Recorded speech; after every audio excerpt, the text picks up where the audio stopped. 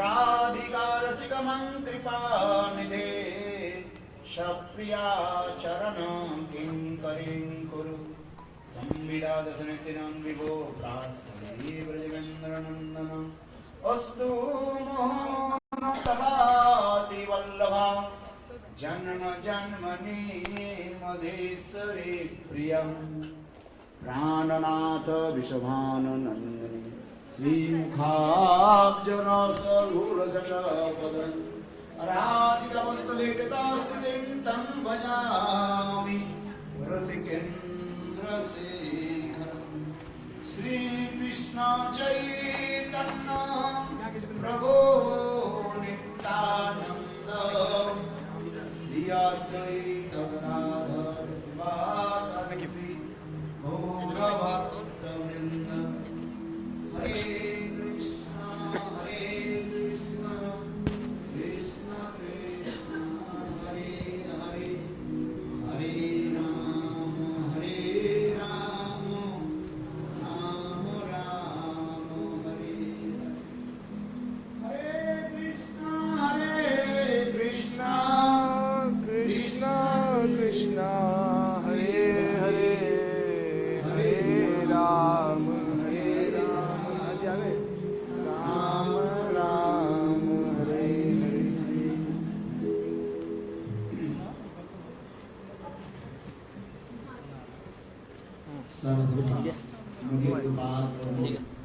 नित्यलीला प्रविष्ट विष्णुपाद अष्टोत्तर सतस्य श्रीमान भक्ति वेदांत श्री वामनी गोस्वामी महाराज एवं नित्यलीला प्रविष्ट विष्णुपाद अष्टोत्तर सतस्य श्रीमान भक्ति वेदांत श्री नारायण गोस्वामी महाराज की अभय चरण कमल अनंत बड़ी शासनांग दंडवत ज्ञापन करता हूँ। तत्पश्चात नित्यलीला प्रविष्ट विष्णुपाद अष्टोत्तर सतस्य श्रीमान भक्ति वेदांत स्वामी महाराज एवं नित्यलीला प्रविष्ट विष्णुपाद अष्टोत्तर सतस्य भक्ति वेदांत भारती गोस्वामी महाराज का अनंत तत्पश्चात उपस्थित समस्त वैष्णव वृंद मातृवृंद गौरगत सज्जनवृंद हरिकथा पिपासु श्रोतृवृंद सभियों के चरण कमलों में मेरा यथातथ दंडवत प्रणाम स्वीकार। आज श्रीमद् भागवत कथा की पंचम दिवस। Today is the fifth day of Srimad Bhagavatam. Yesterday, बहुत सुंदर धूमधाम से a very beautiful and wonderful festival held here in the house of Nanda Maharaj in Gokul. Jata Lahado Mahamana. That the wonderful Shukdev Goswami is saying that, hey, Parikshit Maharaj,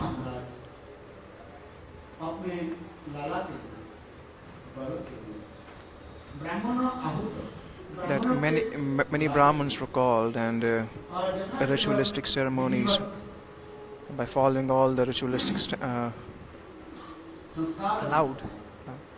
by following all the ritualistic rules and regulations prescribed in the Vedas, the Brahmins were called, and as per the standard, until the umbilical cord is cut,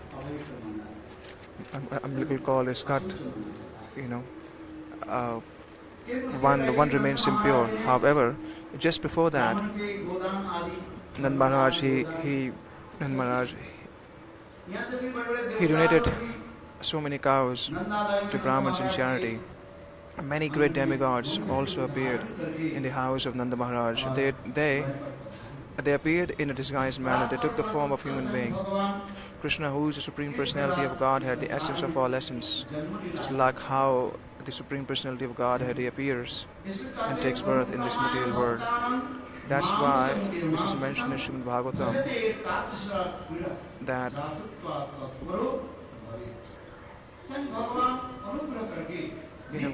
Krishna, when he feels merciful towards the jivas, along with his associates, he appears in this material world. and he performs various pastimes.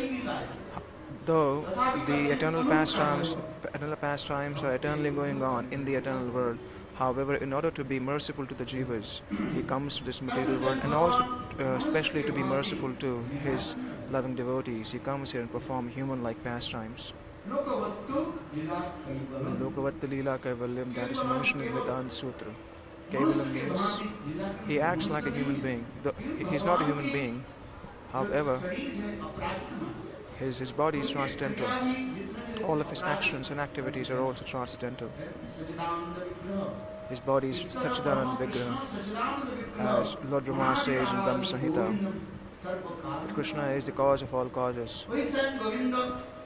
That same personality who is the cause of all causes, though he is unborn, he takes birth. Just like a normal child takes birth from the womb of the mother. And then it's like a child is tied with the umbilical cord of the mother. Similarly, by the influence of Yogamaya, such amazing pastimes are performed. In Bhagavad Gita, Krishna says that all of my pastimes and all of my activities and my birth and my activities are transcendental. So anyone who understands it thoroughly, that person never comes back to the material world. One who understands that my activities and my birth is transcendental. Krishna acts like a normal child. So when one hears these beautiful pastimes of Krishna, then Shukadeva Goswami says, and one gets completely absorbed in hearing these pastimes, then one definitely gets the opportunity to see the Lord.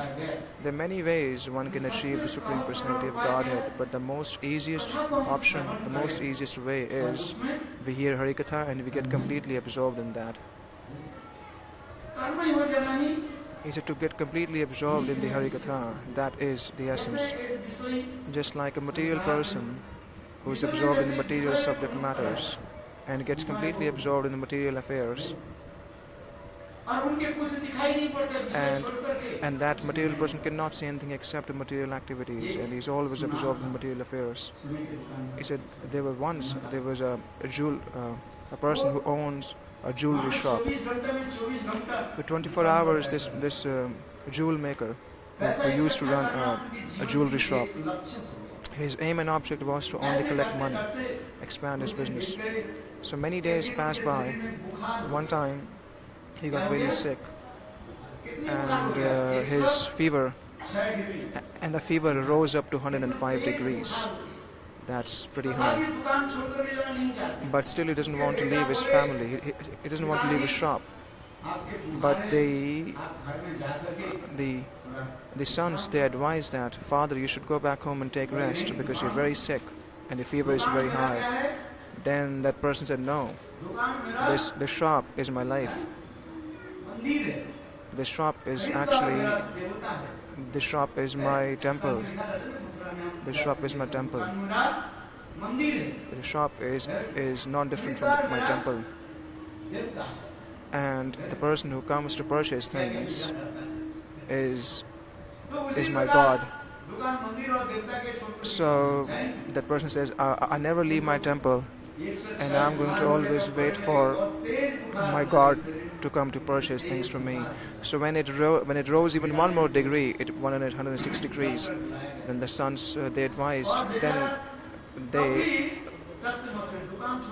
they called a doctor, but then still he didn't want to leave his shop. So eventually he fainted. So doctor was checking his vein. He was checking his pulse, whether and because of the high intensity of fever, his heart was pounding,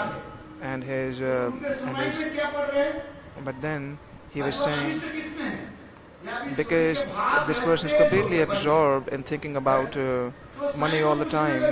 So doctor said, oh, yours is very high. Your fever is very high. He said, now your fever has increased. But since because of his absorption, he was thinking that probably the price of the gold has increased. So he was thinking, oh, I bought this 1 kilogram of gold for 90 rupees, but now it has risen up to 106. Wow. Though his fever was increasing, but he was thinking that the price of gold was increasing. That is the kind of absorption he had. So generally we see that people get absorbed in material affairs so much that they're not able to see anything except how to fulfill their material desires.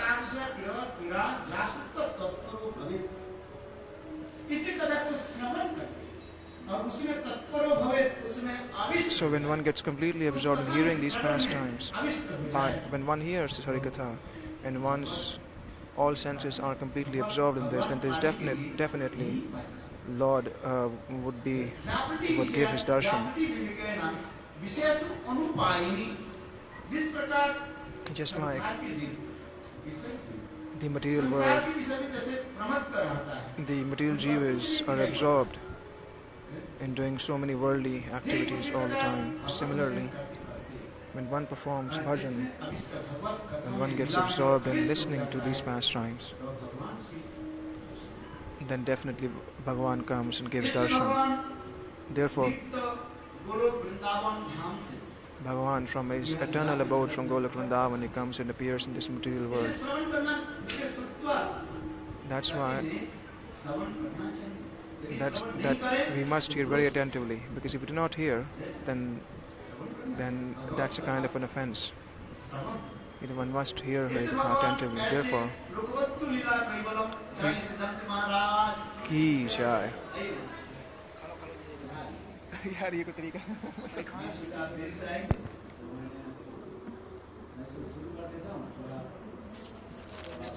मैं भी आ रहा हूँ ठीक है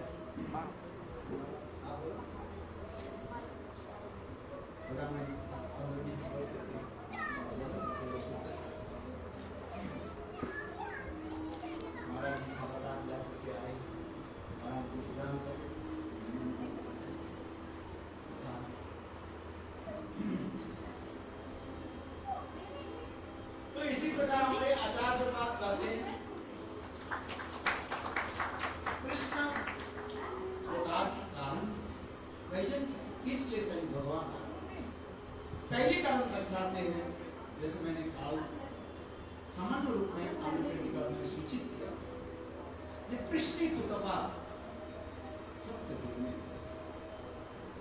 वे लोग भगवान विष्णु के आराधना और भगवान प्रसन्न होकर के बोले वरम पुरी वर मांगो, तब स्वयं पृष्ठी सुतपा ने यह वर मांगा, प्रभु आपके वहां मुझे एक पुत्र पड़ेगा। तो भगवान ने कहा मेरे भांति तो संभव नहीं, मैं अद्वितीय, मेरे भांति संभव नहीं। So, really sorry. Vrishni and Sutapa, they performed great austerities.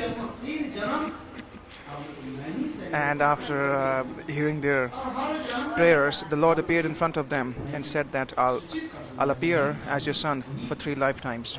Since you're desiring a son like me, but there's no one who's equal to me. So in the first lifetime, Vrishni and Sutapa, the husband and wife, he appeared as Vrishni Garbha. The first avatar is Vrishni Garbha.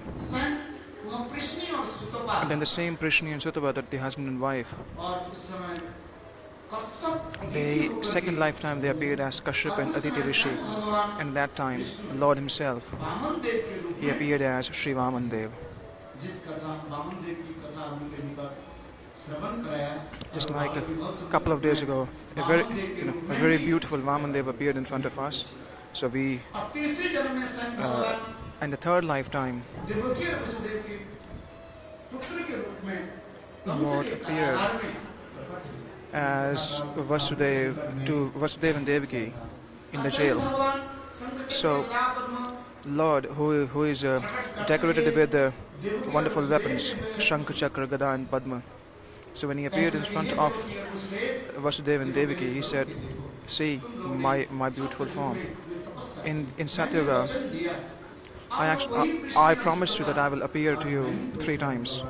So you're the same Prishni in Sutapa, and I have appeared in front of you today to fulfill my promise. So there's another pastime, Drona and Dhara. Drona and Dhara, these are the Ashtavasus, and they performed great penances to please Lord Brahma. So Lord Brahma, he got pleased. So at that time, Drona and Dhara, both of them, they prayed to the Lord, if you are pleased with us, so please, we would like to attain parental affection, Vatsalya ras, for the Lord. You see, they did not ask specifically that they would like to attain Krishna as their son, but then they specifically said we would like to have Vatsalya ras.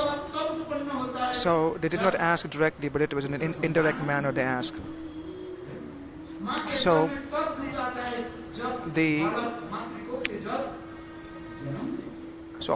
automatically the milk appears in the body of the mother when a child comes in the womb. So this is a speciality of Vatsalya ras. Our acharyas have given this beautiful explanations that we would hear these amazing pastimes of how Mother Yashoda's parental affection, love towards Krishna, and what all qualities this Vatsalya ras has. So Lord Brahma, he said, I'm pleased with you. So in order to fulfill the promise given by Lord Brahma, Krishna, he appeared as the son. So that Drona and Dhara and that Nanda and Yashoda, when they appeared from eternal Golok Vrindavan to this material planet, so at that time, Drona and Dhara, they entered in the body. They entered in the body of Drona and Dhara. Sorry, they entered in the body of Nanda Maharaj and Yashodaji. So this is the Gaudiya Vaishnava Siddhanta, though Lord, however, as per the Gaudiya Vaishnavas, Mother Yashoda and Nanda Maharaj are the real mother and father of Krishna. The third reason why Lord appeared, in order to fulfill the service which he wanted to render to all these monkeys. These monkeys really helped at the time of bringing Mother Sita and from Lanka. They helped Lord Ramchandra to build the bridge, and they dedicated their lives and offered their lives completely to the lotus feet of Lord Ramchandra and helped Ramchandra in the Leela to bring Mother Sita back. But at that time, Lord Ramchandra could not really serve them. He did not have any fruits to offer. So Lord Ramchandra was thinking that, hey my dear associates, that in my next pastime, when I would appear as Krishna, I would definitely try to serve you.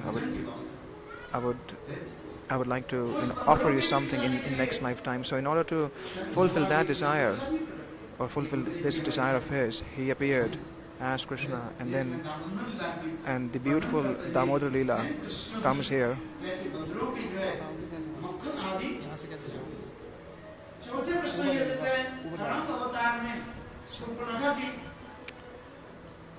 So the other reason is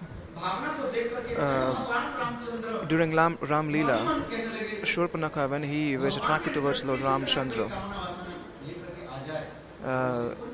because in Ram Leela we see that Shurpanakha, she came because she was attracted towards the beauty of the Lord and she wanted to get married to the Lord.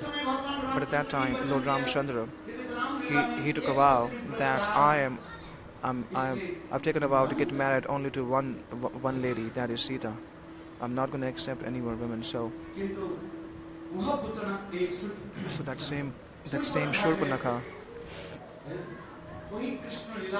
in that Shurpanakha, she appeared as Kubja in Krishna's pastime in Mathura, and Krishna delivered her, and from her ugly form, Krishna gave her a beautiful form in Mathura. So when Ramchandra, when he first entered in Janakpuri, when he entered in Janakpuri, at that time, when all the There were many Janakpuri जितने सुंदर beautiful damsels of Janakpuri, and they were so attracted towards the beauty of the Lord, and in the heart they wanted to accept him as their husband. However, since Lord Ramchandra had taken the vow that I would only accept one lady as my wife, therefore, but in order to fulfill your desire, in my next pastime when I would appear as Krishna, I would fulfill your desire too. And then the other thing is, the other reason is, when Mother Sita, she was sent, when Mother Sita was sent away from Ayodhya, so at that time, when Lord Ramchandra, he performed various fire sacrifices, and for each sacrifice, what he did, in order to do a sacrifice, he made many deities of Mother Sita in form of gold. Because Lord Ramchandra said that we Kshatriyas are actually known for our word. Once we give the word, we cannot take it back. Since I have given you the word that in this lifetime I'm not going to accept anyone else except you. However, Lord Ramchandra, when he was performing the fire sacrifices, however, his Gurudev, Shiva Shishrishi,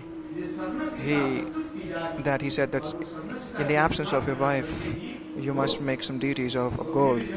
So there were many deities of gold which were made, which were replica of Mother Sita. So he performed fire sacrifices for 11,000 years. And then there were many deities of all the Sitas. So all those deity forms of Mother Sita, all of them took transcendental forms. And then they requested Lord Ramchandra that, hey, Ramchandra, you please accept us as your wife. But Lord Ramchandra said that in this lifetime I cannot, but in the next lifetime, when I would appear as Krishna, I would definitely accept all of you as all of you. So all of them appeared as the gopis in Dwapar Leela, in Dwapar Yuga. And therefore, as Srila Gurudev used to say that when Lord Ramchandra was wandering in the forest of Dankaranya, at that time, the same rishis who were performing and chanting the Gopal mantra, the same Gopal mantra which we chant. For thousands of years they were chanting the Gopal mantra, and then they attained perfection.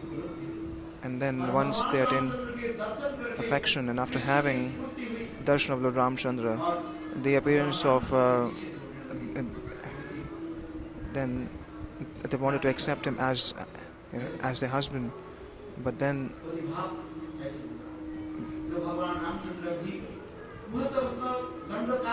so all those rishis of Dankaranya, he also gave them a boon that in this Ram Leela I would not be able to accept you as my paramour, but in next lifetime I will. So you should wait until I appear as Krishna. And by the mercy of Yogamaya, by the potency of Yogamaya, you would appear in Braj, and you would get the body of a gopi, and then you would be able to meet with me. You would attain my association. So all those rishis also appeared as gopis in Krishna Leela. So very beautiful our acharyas have given commentary on this one. Shrutis, the mantras of the Vedas and Municharis, all the Munis, and the other parts of the Vedas, they also appeared in Krishna Leela. So there were many reasons. And in the another angle of Ram Leela, that Lakshman had the desire during Ram Leela that Lord Ramchandra has given me so many big orders. So Lakshman was thinking that, so in next lifetime, in next pastime, I'm not going to come as a younger brother. I'll come as an elder brother. So as an elder brother, as a younger brother, he would not be able to order his elder brother. So that's why, so in Krishna Leela, Baldevji, he appeared, Lakshmanji appeared as Baldevji, and this time he appeared as the elder brother. Gurudev used to say that the Bali Maharaj's wife, Bali Maharaj's daughter, Ratnamala, when she saw the beautiful form of the Lord Vamandev, she was so much attracted and wanted to have Lord Vaman as her son. But then, so the moment Lord saw the desire in the heart of Ratnamala, who was a sister of Bali Maharaj, he immediately accepted that, okay, in next lifetime I would fulfill a desire. But just a bit later, when he covered all the three worlds, all the three planets, because he expanded himself from Vaman to Trivikram, so at that time, so when he expanded, his forms were huge. So he also even took away the Suta Loka Bali Maharaj. He took everything away from his father.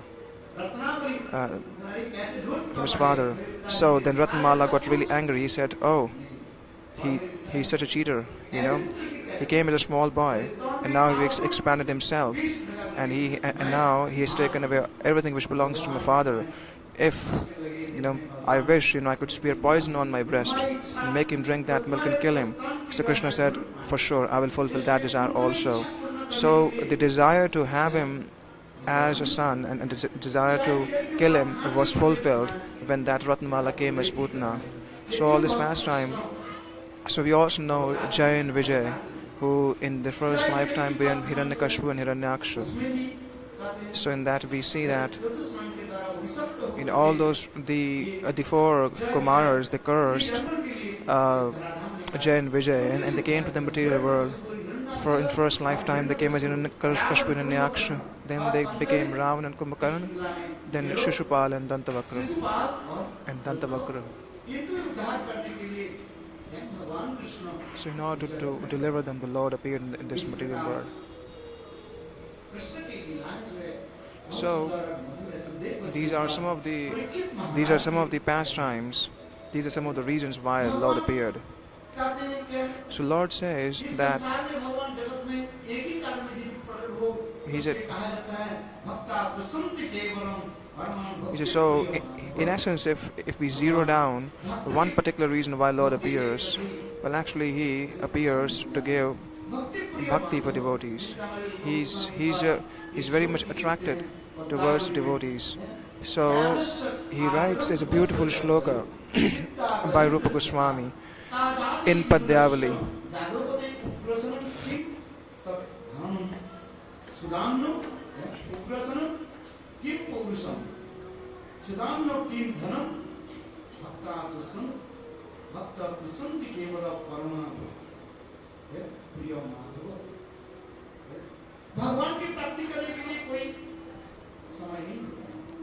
So some people say that,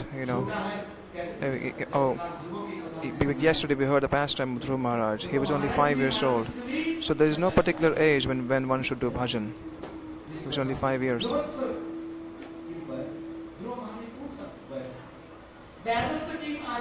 Vyadasya kim acharanam. Vyad means what sort of qualification did the elephant have who was saved by the Lord? We see the Gajendra Moksha pastime, but how the elephant was liberated. I also narrated that a couple of days ago. But what sort of qualification did he have? He was an Indradyumna Maharaj in previous lifetime. He was cursed by Agastya Rishi. And he was cursed by him, and then he became an elephant, and then the Lord came and delivered him.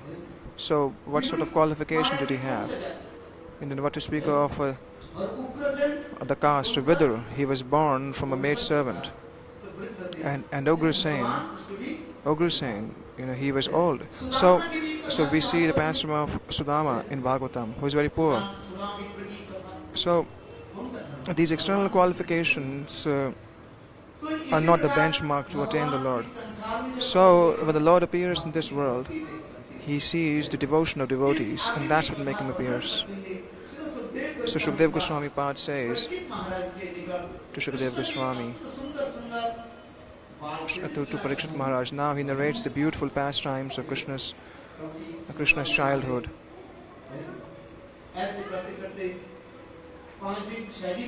So after Krishna's birth, on the 6th day, according to Smriti Shastra, it's a Chatti. It's called Chatti. So with great festivities and enthusiasm, many many relatives and friends and everyone was coming to see Krishna. So here Nanda Maharaj was thinking, it's been a long time, I haven't gone to Mathura to pay my taxes to Kansa. He says, so because Nanda Maharaj was thinking that, before the birth of Krishna, that even if Kansa takes my kingdom, it doesn't matter. But now after the birth of Krishna, he was thinking, oh, now I should pay taxes, because he wanted Krishna to become the king later on. So Kansa, he went to Mathura, and he met Vasudeva Maharaj in the jail, because both Vasudeva Maharaj and Nanda Maharaj, they are loving friends. So both of them were talking to each other. Vasudeva Maharaj was trying to say that Krishna is my son. In an indirect manner, Vasudeva Maharaj is trying to say to Nanda Maharaj during their conversation in the jail that Krishna is my son. And then he said that nowadays many demonic people are ruling the world, and there is a lot of chaos created by these demons. So you must go back quickly. He says, so to protect your child and to protect your family is your duty. And since you have achieved Krishna, or since you have attained Krishna at such an old age, you must go and take care of him. So Vasudeva Maharaj, in an indirect manner, was telling Nanda Maharaj to go and take care of Krishna, because he was in jail, he could not. So through him, to him he was expressing all his moods. So Kansa was thinking, Kansa's worshipable deity is Kankali. Yesterday I narrated this pastime that when the little girl, she slipped off the hand of Kansa and went in the air. As she was about to smash her on a big piece of stone, immediately she took form of an eight-armed demigoddess, and then she kicked the head of Kansa, and Kansa was so huge and so powerful, and Kansa fell down, and she saw, oh, that's my worshipable deity. She has she's an eight-armed form goddess.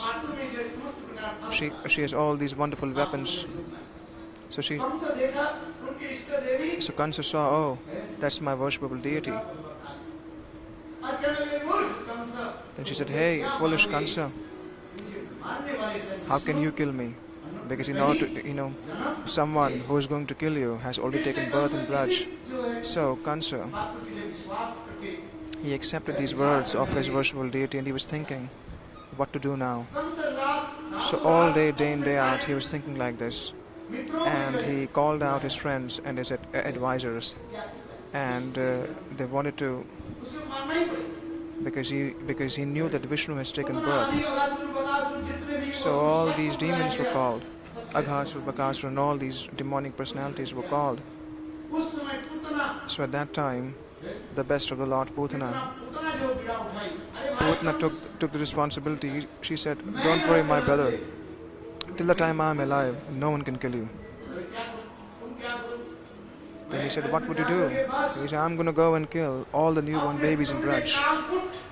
I'm going to smear the poison on my breast.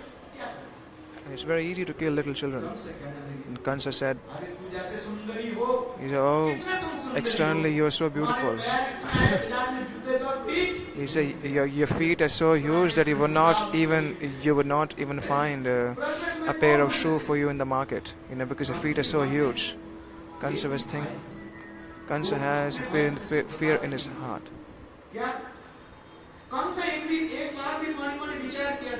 Kansa was thinking, in fact, let me go to Braj. In fact, he came to Braj. What happened was that Purnamasi Yogamaya, they got hold of him. The moment he crossed Mathura and when he entered in Vrindavan, at that time Yogamaya got hold of him. And then they put him in a lake. And then when they brought out the Kansa of the lake, then she turned into an old lady. And all the ladies of Braj, all ladies of Braj were asking, from where you have come? From which village do you belong to?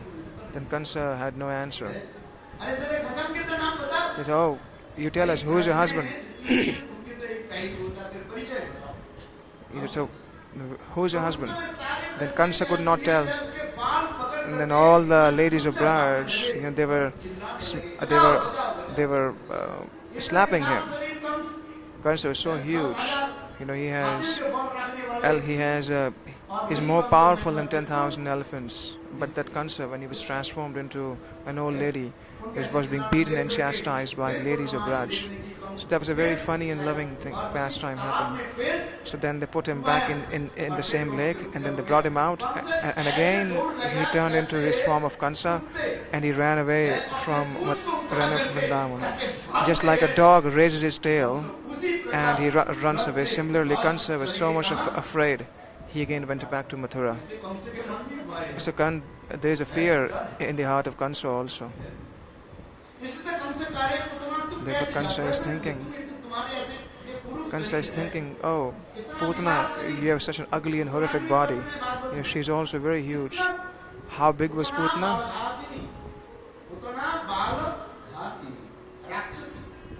She's Balghatani. She kills the child, and she's Rakshasi. She's a demon. She drinks the milk. Drinks the blood of little children. And he says, so those people who eat onion and garlic, because I see that everyone has their head decorated with the tilak. However, I'm going to speak something which is written in Shastra, that those who eat onion and garlic, so when they talk to you, there's a very foul smell which comes from their mouth.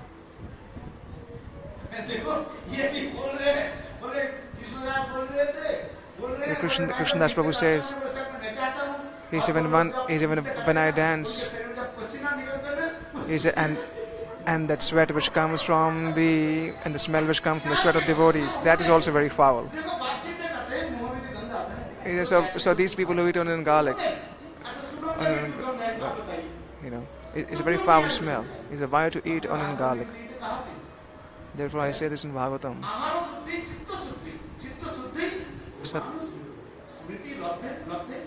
He said, when once it's mentioned in scriptures that whatever kind of food we take, accordingly our heart and consciousness would be like that. So whenever food is pure, when we eat food in the mode of goodness, then the consciousness would become pure. And when our consciousness becomes pure, we would be able to have our mind attached to the Lord. Nowadays, today it's Navaratri. These 9 days in India is a festival of Mother Durga, and in these 9, even it is said that the Prime Minister of India, he only lives just by drinking water in these 9 days. He fasts Navaratri. So for these 9 days he also fasts. He says, so they follow fasting for 9 days, and then after 9 days they start taking. Why? Because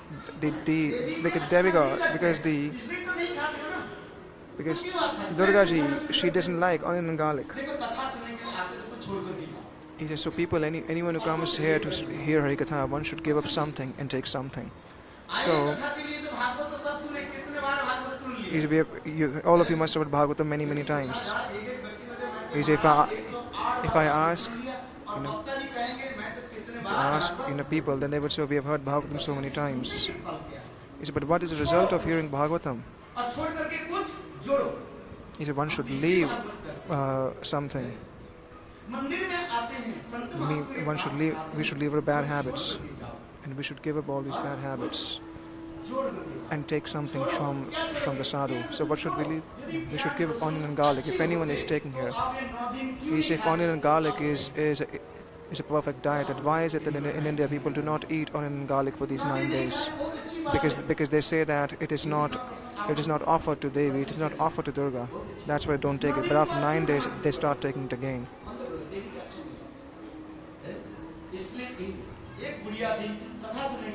So once there was a old lady, she used to come to hear Harikatha every day. So wherever she would go and immediately go to sleep.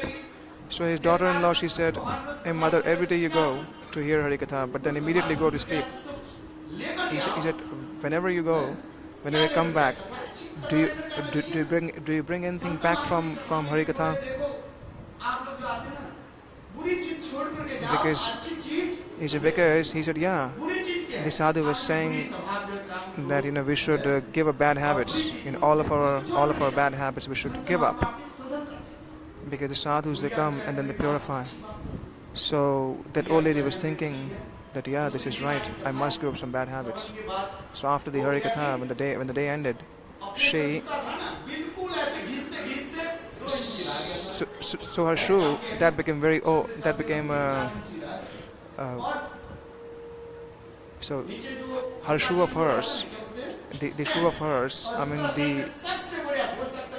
So she left her old shoes, and then she took the new shoes, probably of a Western devotee.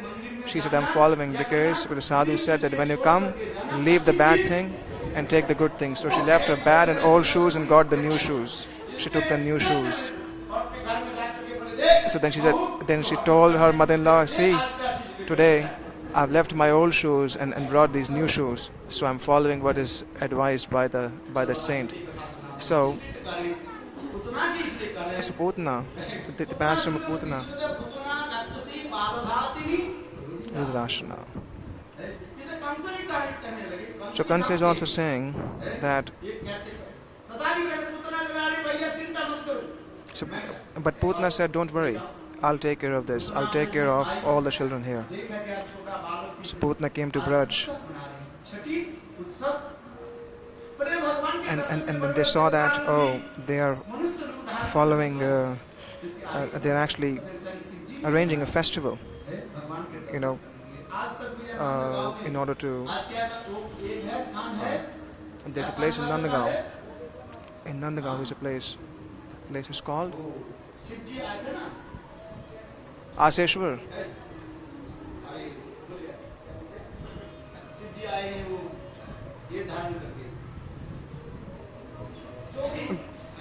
Jogi. So there's a place in Nandagaon where Lord Shiva appeared as a yogi. So our Gurudev used to speak, and our Ras Khan, a devotee of Vrindavan, he always speaks his pastime. That Lord Shiva himself comes to have darshan of Krishna as a child. So we'll speak this pastime later. It's a very beautiful pastime. Ras Khan ji is speaking this. So Mother Ishwara says, every time my child would cry, then she asked Lord Shiva to come and please pacify him. So, coming back to the pastime of Putana, Putana saw that, there's so many people are coming to have darshan of Krishna. Externally, Putana just took form of a beautiful lady. And, because she has all the powers, so she transformed her horrific form into a very beautiful form. But then she smeared the poison on her breasts.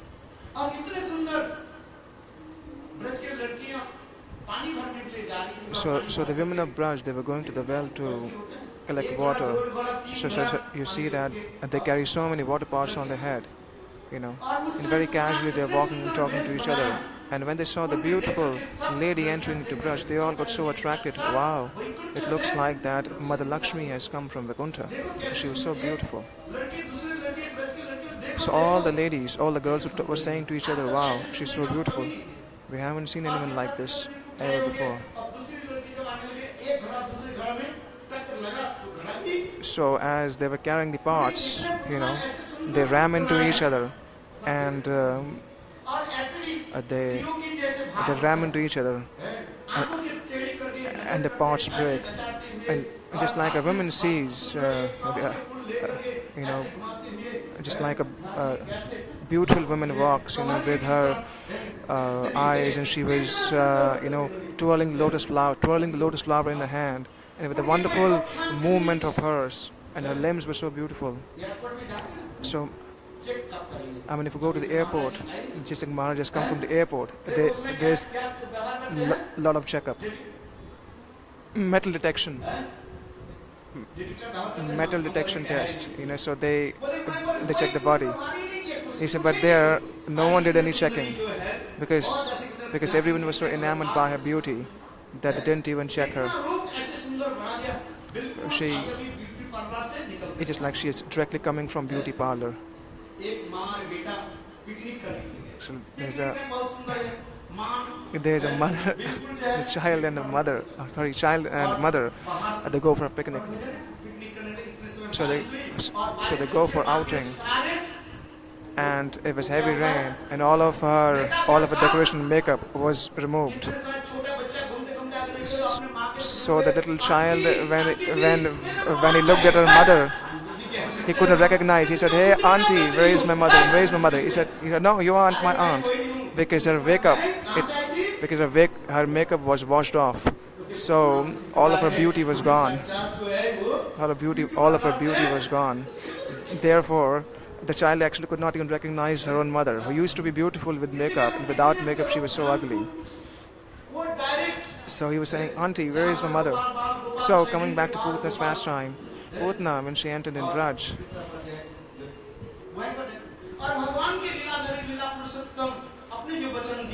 so Krishna, he had given the word to Ratnamala that I'm gonna give you the opportunity to serve me as your child, and also give you the opportunity to kill me. So when she entered into the place where Krishna was resting, so Mother Yashoda and Rohini Devi, they were always around Krishna, and there were all many servants of Mother Yashoda. They all were around Mother Yashoda. But then somehow they left Krishna alone with that lady, because it's the pastime of the Lord. Krishna is Leeladhari. He arranges all these things to perform these pastimes. So she was alone. Krishna was alone in that room. So the acharyas have given some many meanings that why did Krishna close his eyes. However, in order to, these are the things which have been added by the acharyas. So why? So Krishna was thinking, why did he close his eyes? First reason is that he was closing his eyes. Externally she is taken the form of mother. So how should I deliver her? This is the reason why he closed his eyes. So Vaishnavas have given so many reasons. So the many speakers of Bhagavatam have given many meanings why Krishna closed eyes. So then what Putna did, she encouraged Krishna with sweet words, encouraged him to come in her lap. And Krishna was only 6 years old at that time. And he was soft as lotus petal, much more softer than butter. And with his teeny tiny red bimbo fruit lips, he started sucking the milk from Putna. So as Krishna was saying, it is not my fault, because her time has come. Just like if someone is going to die, then automatically one gets closer to the place and time and circumstance of death. Just like if one puts his hand in the hole of a snake, then one would get bitten. Similarly, Krishna was thinking that the time of Putna has come to an end. She's going to die today. But Krishna was thinking, I did not kill her. Why? Because her time was up. Because she was the one who invited me. I didn't. So Krishna, with his closed eyes, is thinking that all these logicians and pandits, they should not put any blame that I've killed a woman. It's actually she herself has made Krishna drink, forcibly made Krishna drink the milk. It's not that Krishna was drinking, was eager. So Krishna drank the milk, and then not only milk, he even extracted her life air. So all the body of Putna became full of sweating, and she was saying, "Muncha muncha pratibhashi," that, "Hey Krishna, leave me." She was much more powerful than 10,000 elephants, but she was not able to let this child go, who is only six years old. So then Putna came into a real form at that time and showed her horrific form as a demoness, and Krishna holding onto her breast.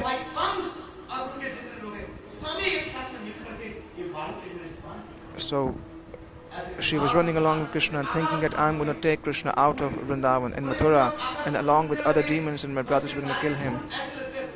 He says, so the whole Vrindavan became full of dust. It was full of dust. There were many inauspicious omens appeared in Brajmandal. So all the Brajvasis came out of the house. Even Mother Yashoda, she saw that, oh, Krishna is not in the room. And Rohini Devi, somehow she pacified Mother Yashoda and consoled her. And then they saw that the big body of Krishna was lying flat, they saw that, oh, Putna was flying in the air and Krishna is holding on to the breast of Putna. And then she saw that Krishna was in the air along with Putna, and finally, when the time has come, when the death comes, nothing works. There's no logic when the time comes to an end. So she fell in the garden of Kansa. So when she fell in the garden of Kansa, there was a huge thunderous sound which was made, and there were many trees and many fruits, and all the fruits and the garden was completely destroyed. So then Putna left her body, and all the Brajvasis, they came because her body was equivalent to the Himalaya mountain. So they brought so many ladders, and they climbed that ladders, and they saw that Krishna was very gently playing on the body of Mother of Putna. So then they brought Krishna back, and then they gave Krishna to Rohini Devi, and Rohini Devi gave Krishna to Mother Yashoda. So then the Brajvasis, what they did, they saw this huge form of Putna, and then so they were thinking how to put her body into fire. So they cut her body into various pieces. And once the body was cut into many pieces, they brought so many axes. It was quite surprised that someone who is so horrific, someone who drinks the milk of child, when her body would smell so much, so badly, but then when her body was burned, the beautiful incense stick, a guru, the wonderful scent permeated in all directions. So how is it possible? Actually, this is the potency of the Lord, because Krishna's lotus lips has touched her body. So when Krishna touches someone, there is no foul smell remains. All of the anarthas are removed. So when the whole body was burned, but then there was wonderful fragrance which permeated in all directions of Brajmandal. So Krishna, when he was in the lap of Mother Yashoda, however, he killed the contaminated body of Putna, but then he sent Putna to Golok Vrindavan, and in Golok Vrindavan she got the form of a maidservant of Mother Yashoda. Therefore, Shukdev Goswami says that who is going to be much more merciful than Krishna? Who is not going to offer himself completely to Krishna? Who is so merciful?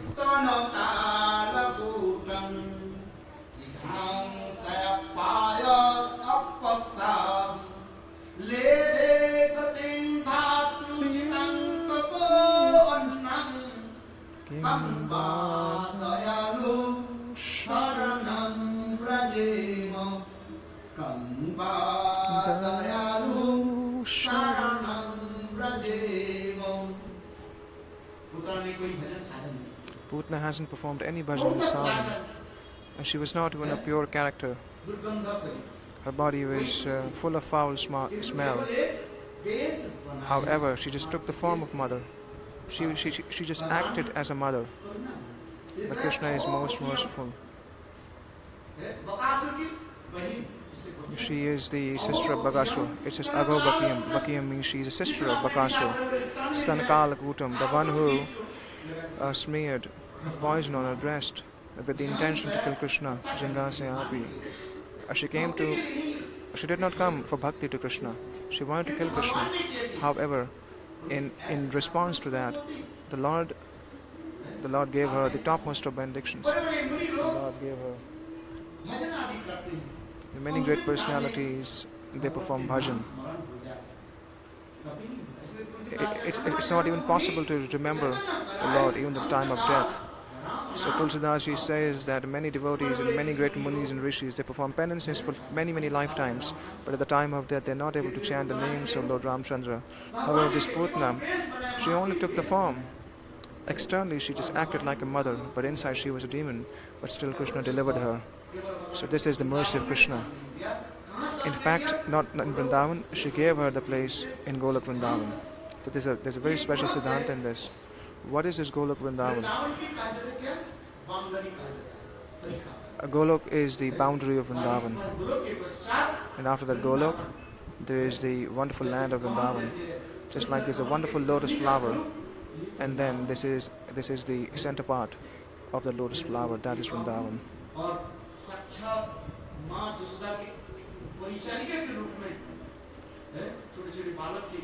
So she got the body of one of the associates of Madheshoda. This is not ordinary.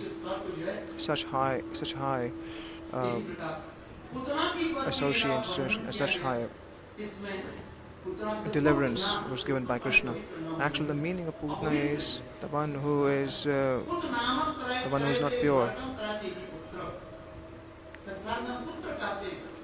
In the world, we say Putra. Putra means Putra means son. Yesterday I narrated what is hell. In Bhagavatam there are 28 kind of hells, 28 types of hell. It is mentioned in Bhagavatam.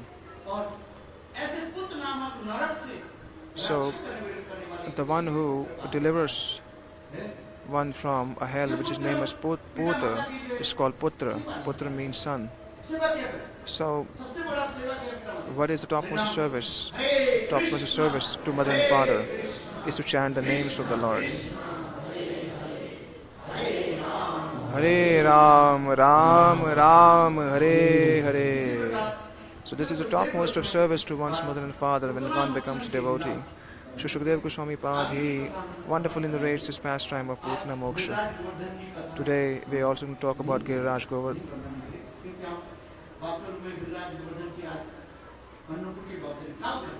I would like to speak Giriraj Leela tomorrow, not today, because tomorrow I'll narrate the pastime of Govardhan. Today we'll talk about the pastime of Radharani's appearance, one kirtan, and then Maharaji would speak something.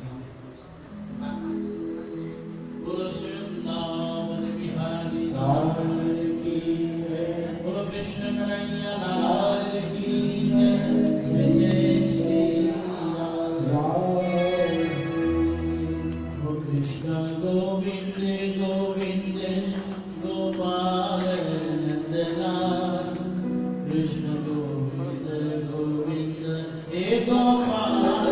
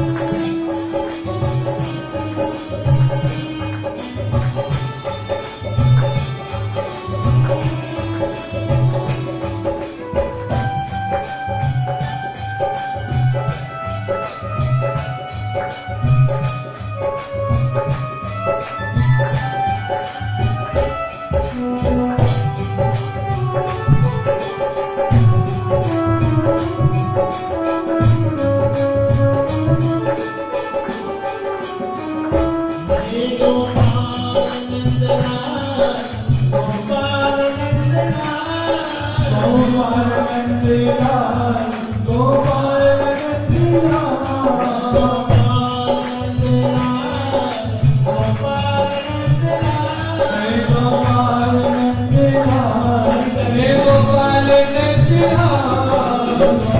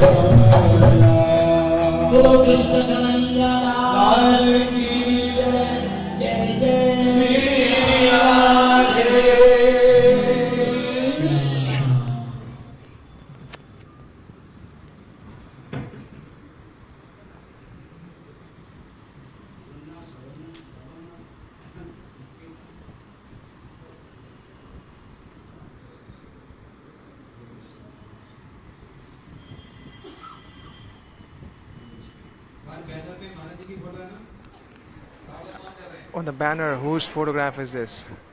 Srila Maharaj ki jai.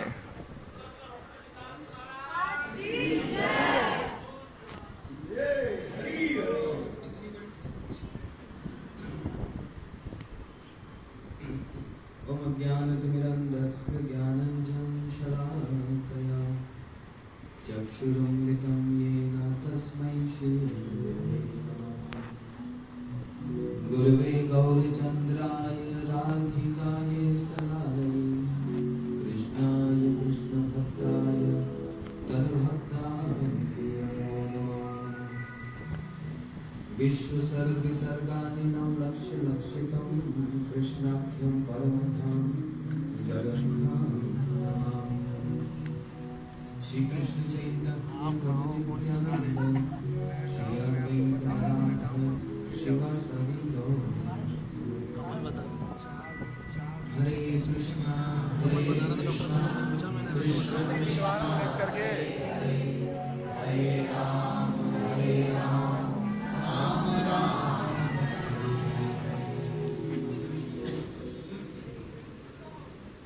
सर्वप्रथम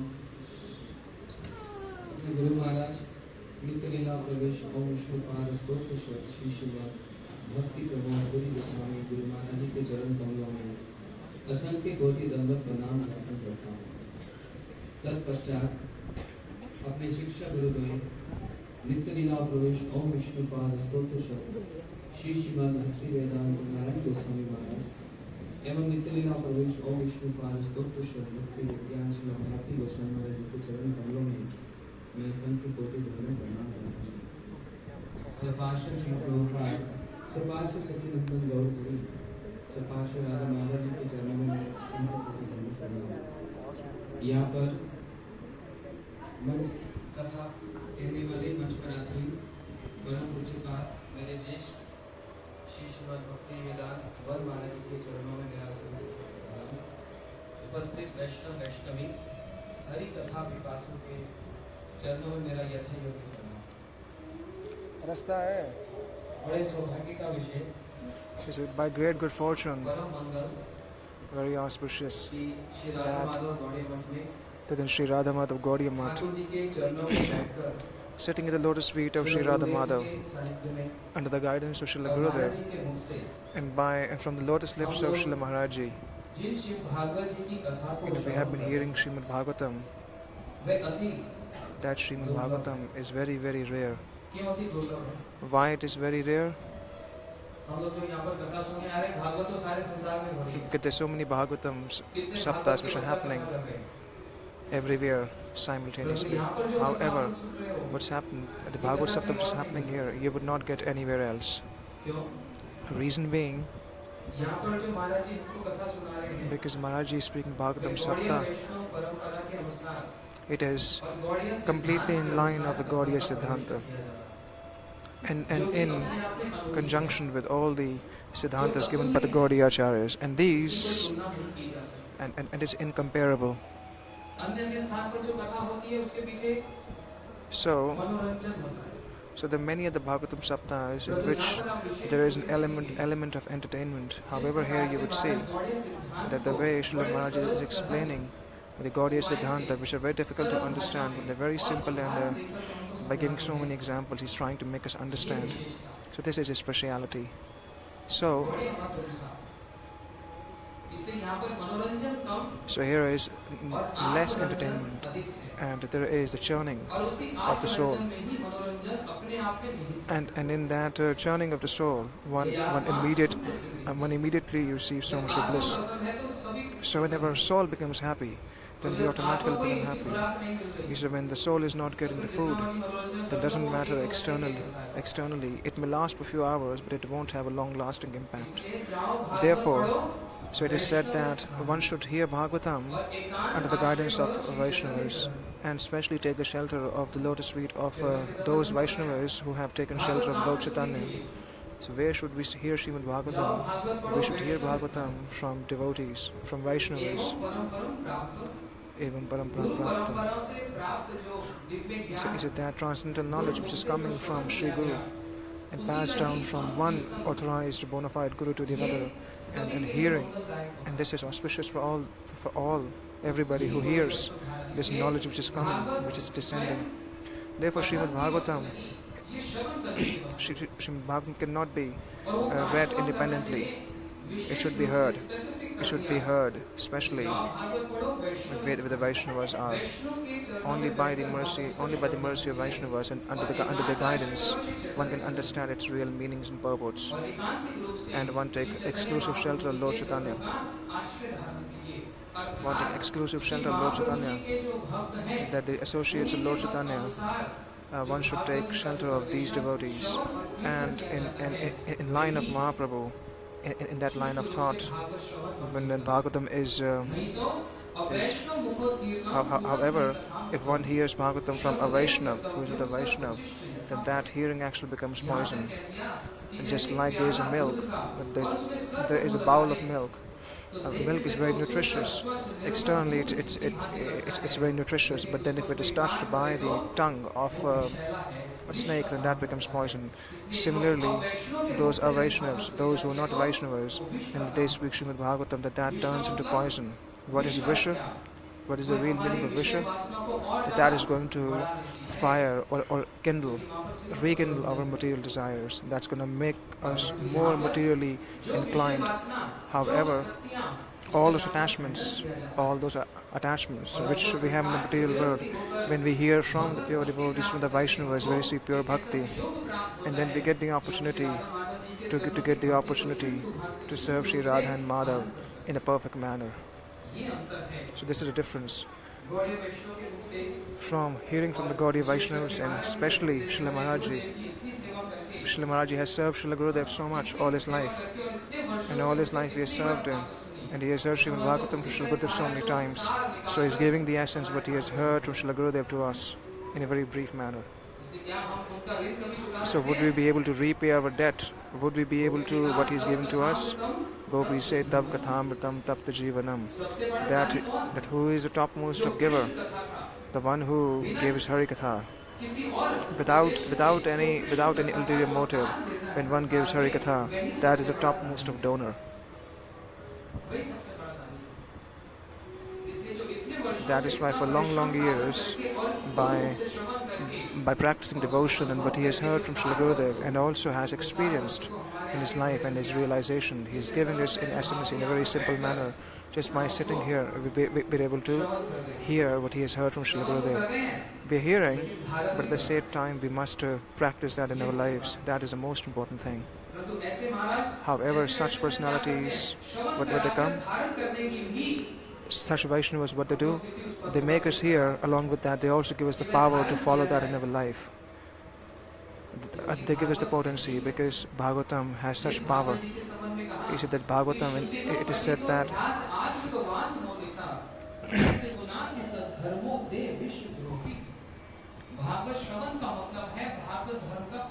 he said, what is Hearing Srimad Bhagavatam is following Srimad Bhagavatam.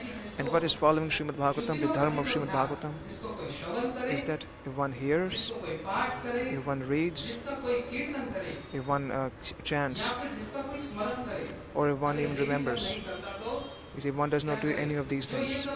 Even if one offers pranams to those who reads, chants, and narrates Srimad Bhagavatam with respect, even just by doing that, then even the whole world becomes inimical to that person. But that person would have no harm, because this is hearing Bhagavatam is not an ordinary thing. You might say, oh, we have heard Bhagavatam so many times. Just few months ago, Srila Sridhar Maharaj came, and the meaning of the Bhagavatam which we hear all throughout the year is the same thing over and over again. The same Putna came, and the same pastimes are repeated. So why should we have to hear it over and over again? So what is the use of hearing it over and over again? The same pastime, the same story. You say, oh, we take bath every day. Why? You say, why we take bath every day? Especially in summers, we take bath 2 or 3 times in a day. You see what happens when we take bath?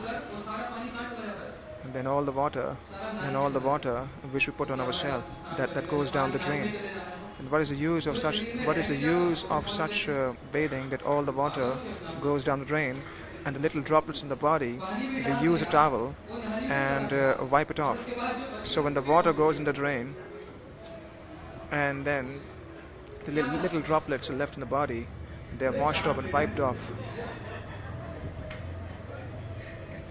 He says, what's the use of... Maharaj is saying, so what should we do?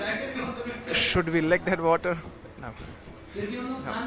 He said, but still we take bath. Why? Why do we do? 2 things happen. One is, our body gets free from all contamination, and then we feel fresh and pure. And it's similarly, when we hear Srimad Bhagavatam, we feel pure. Nashtam prayesha bhadrish nityam bhagavat sevaya. That when we hear Bhagavatam every day, nityam means all the time, and all of our anarthas, all of our contamination, leave all sinful activities and sinful activities are small, but then all the aparads and all these heavy obstacles, automatically these obstacles are removed when we hear Srimad Bhagavatam. This is the result of hearing Srimad Bhagavatam. And what else? And then our Atma, our soul, becomes happy, and the soul receives the food. This is the food for the soul, because this is the topmost of dharma. Whether it's a man or a woman or a child. Just now Maharji was saying this beautiful shloka from Padyavali of Rupa Goswami.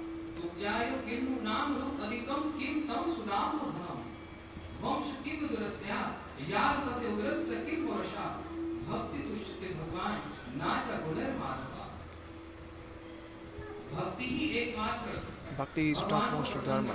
Only by bhakti Lord gets pleased. Our external activities, our external symptoms, our external qualities would have no effect on the Lord. It's our sincere devotion that would attract the Lord towards us. So all the people, it doesn't really matter which age does one belong to, can hear Srimad Bhagavatam, especially for many days we have been hearing Bhagavatam. I've just arrived 3:30. 3:45 I've just arrived, and just got to know that in Braj Leela, Putna, he heard about Krishna's birth today. Putna is killed. He said, so Putna is killed, what does that mean? What is the significance? Putna is the topmost of anartha. That is avidya, ignorance. She represents ignorance. First of all, avidya is removed. She is ignorance. So in Ram Leela, Lord Ramchandra killed Tarka. Tarka represents avidya, ignorance.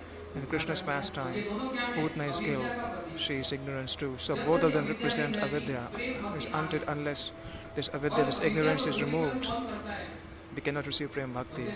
And Adhyaya Vinash Jate. So, Srila Gurudev is the one who makes us free from all this ignorance. So he removes that ignorance, and then Braj Leela, Gurukot Sheela. Very hard. But this Vrindavan Leela cannot be understood by great munis and great yogis.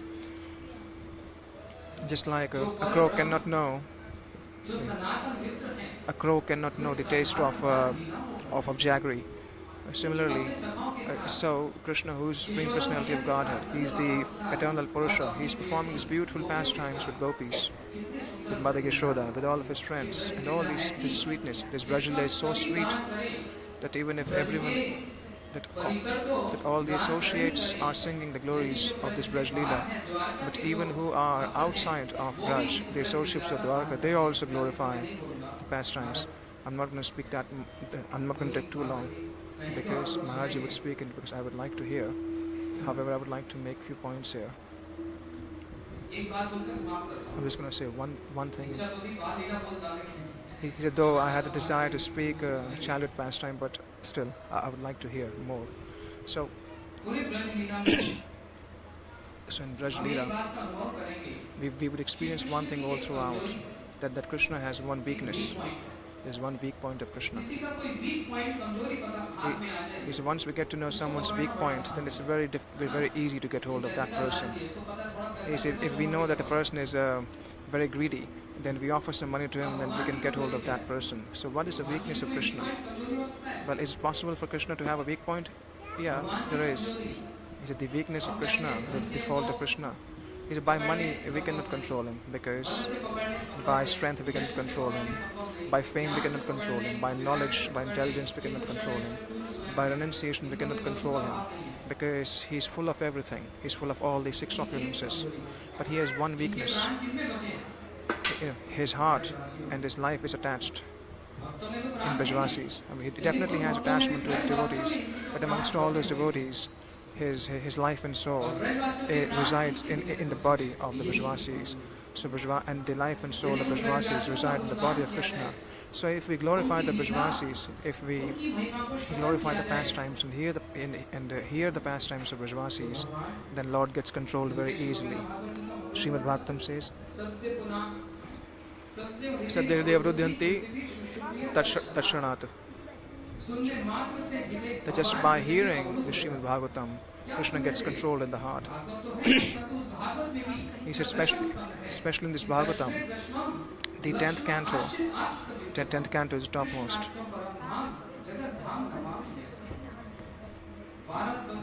Amongst all these 12 cantos, Ruko Mata, Ruko.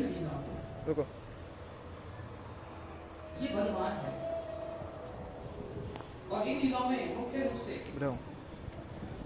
एक ऐसे हुए जिन्होंने नंद बाबा के गुणगान गाए, एक ऐसी हुई जिन्होंने यशोदा मैया का गुणगान गाया। ये भगवान का weak point है। So the weak point of Krishna is, किन्होंने नंद बाबा का गुणगान गाया? There's one personality who has sung the glories of Nanda Baba, and there's one personality who has sung the glorification of Yashoda Ji.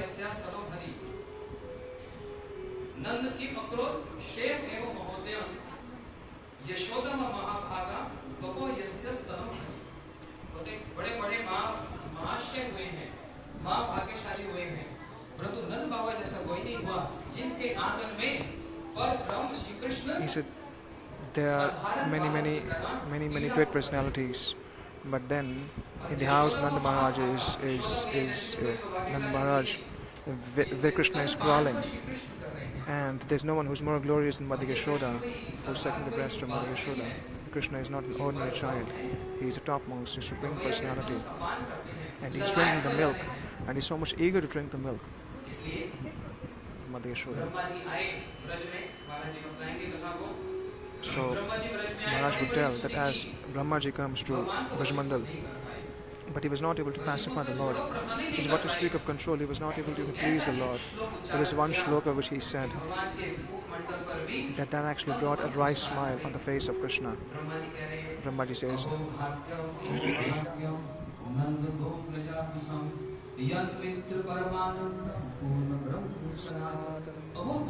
Aho Bhagya, all glories to Brajvasis, all glories to Nanda Maharaj.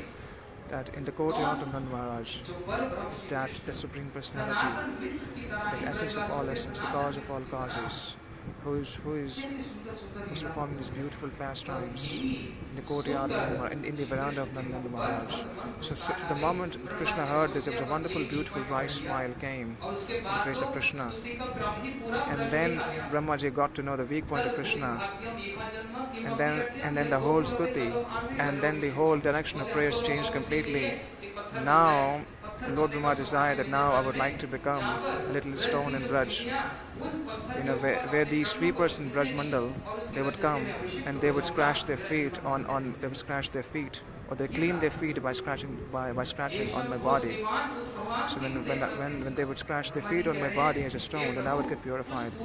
So Maharaji was saying that Putna, who was much more powerful than 10,000 elephants, who came with the intention to kill Krishna. However, she has the form. She took the form of mother, but after killing Krishna, Krishna gave her the position of Dhatri, a nurse, Golok Vrindavan. He says, and when Putna can be given such a high opportunity, then what to speak of all those women who feed you with the breast milk, what would you give?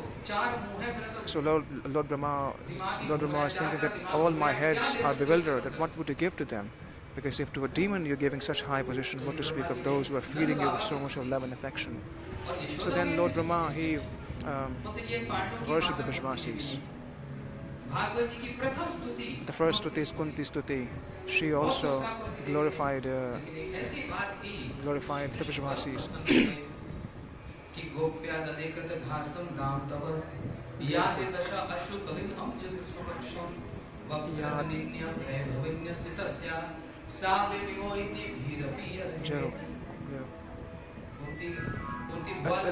The beautiful stuti of Shri Kunti Ji.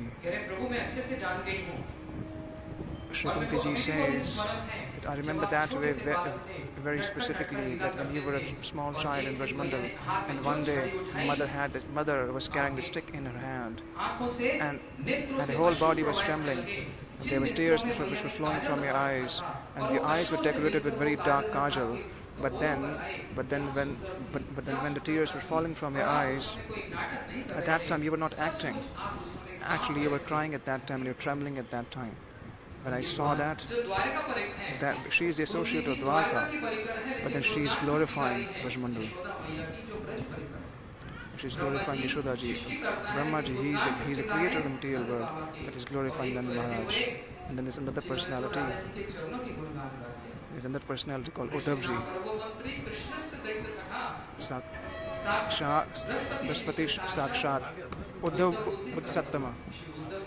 Uddhav Ji is a direct disciple of Brihaspati. But when he saw the amazing, the pinnacle of love, the devotion of all these gopis, even he with folded hands, he prayed that Vande Brajvistriyam Padrenu Bhikshatam. Beautiful slokas sung by Uddhav Ji at that time. That Uddhav Ji, he wanted to have just one little teeny dust particle of the lotus feet of Srimati Radharani. Uddhav Ji is actually not an associate of Vrindavan, he is an associate of Dwarka. Krishna's Dev Sakha, because he is a very dearest friend of Krishna. That this is the topmost of worship. That this is the easiest way to control Krishna, to glorify the Brajvasis, and to glorify all the Brajvasis. And all the pastimes of Brajvasis is mentioned in Bhagavatam, and by great mercy, Srila Bhagavat Maharaj is explaining this. Ki Jai.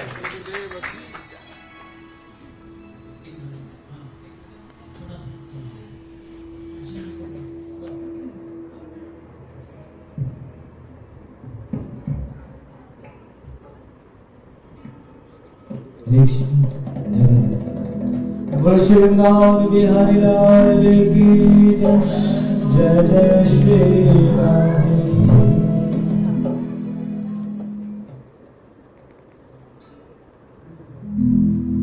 ओ मुझे चरणों से लगा ले, ओ मेरे श्याम मुरली वाले। ओ मुझे चरणों से लगा ले, ओ मेरे श्याम मुरली चरणों से लगा ले श्याम मुरली वाले मुझे चरणों सभी मित्र हाथ वाले साथ ओ मेरी सांस सांस में तेरा मेरी सांस सांस में तेरा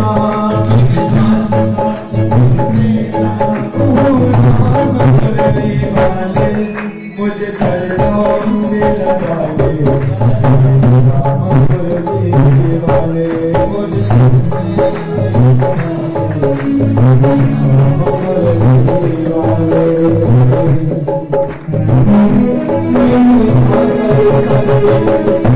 ओ Shri Ram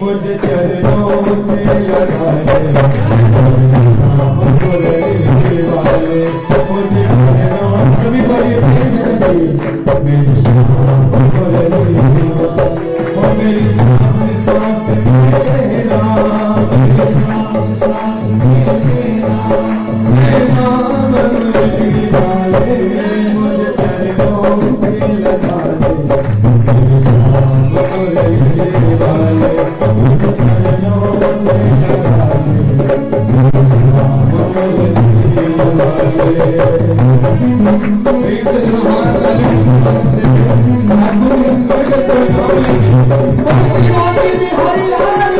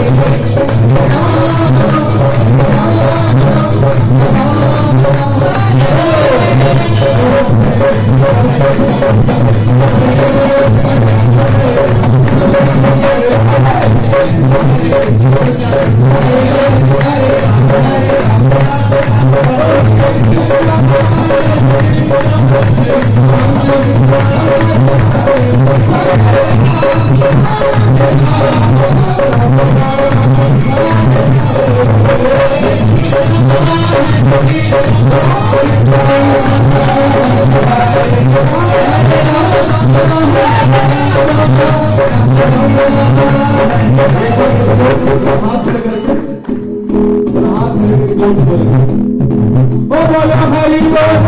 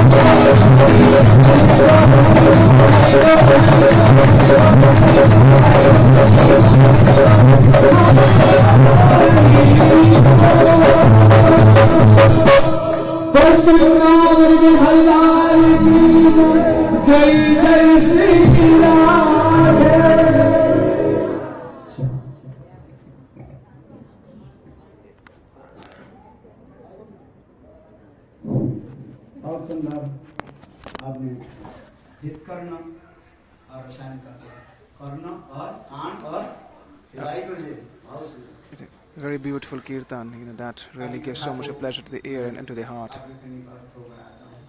I'm just gonna move forward with the Harikatha. Harikatha is anant. Just like the Lord is unlimited, His pastimes are also unlimited. He said, for how long would you be able to listen? For how long I would be able to speak? So, he said, I come here for around 2 hours and then I go back. However, this world is like this. The actual meaning of sansara is that it's constantly moving, constantly changing. However, when we are hearing Harikatha at that time, our ayu, our age remains intact. I was explaining a few days ago, ayu hartima purusa uddana ustava eva aso. But when the sun rises and the sun sets, it takes away of life. With each moment passing by, our life is decreasing. So when we're hearing Harikatha devotee and we're hearing the pastime of the Lord, this Nectarian pastime of the Lord, at that time remains intact. It's Akshay, that never gets destroyed.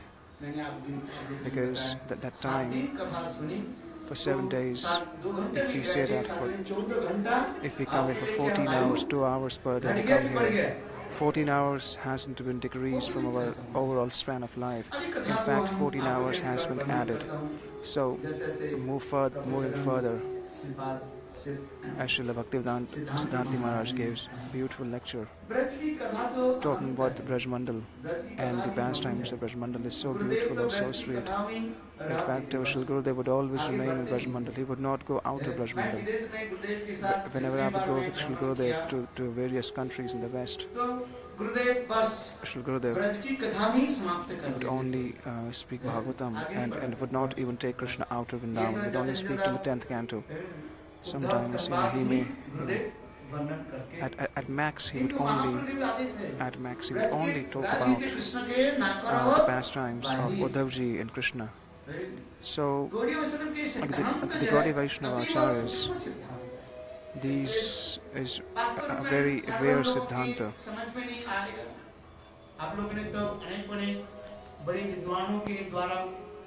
Bhagavat जो कथा भी उसको भी श्रवण किया, You must have heard किंतु Bhagavatam Gaudiya from various वैष्णव की various of the इससे scholars. वैशिष्ट कुछ नहीं रहा। But there's a speciality of the हमारे Gaudiya वृंदावन Vaishnavas कृष्ण ब्रज में ही रहे। that our Brajendan Krishna Braj हमारे remains हृदय in से Brajmandal. Brajmandal is our heart. Vrindavan तमें वृंदावन हृदय से है। And Vrindavan is like Vrindavan heart. छोड़ के कहाँ है? जिससे Where should भगवान we जी go? कहते हैं, Leave Vrindavan. In fact, Lord Himself says that I never leave Vrindavan. I never even step out of Vrindavan छोड़ करके Vrindavan. मैं एक पैर Not even one step I take out of Vrindavan. तो ब्रज की कथा तो So, अनंत है। this pastime of Brajmandal is unlimited. जिसमें पुतना वर की There is, कथा Sukhdev we Goswami just heard the pastime of how Krishna फिर delivered इसके Putana. आगे जाकर के And later on, सकटासुर भंजनी भी कथा श्रवण कराया।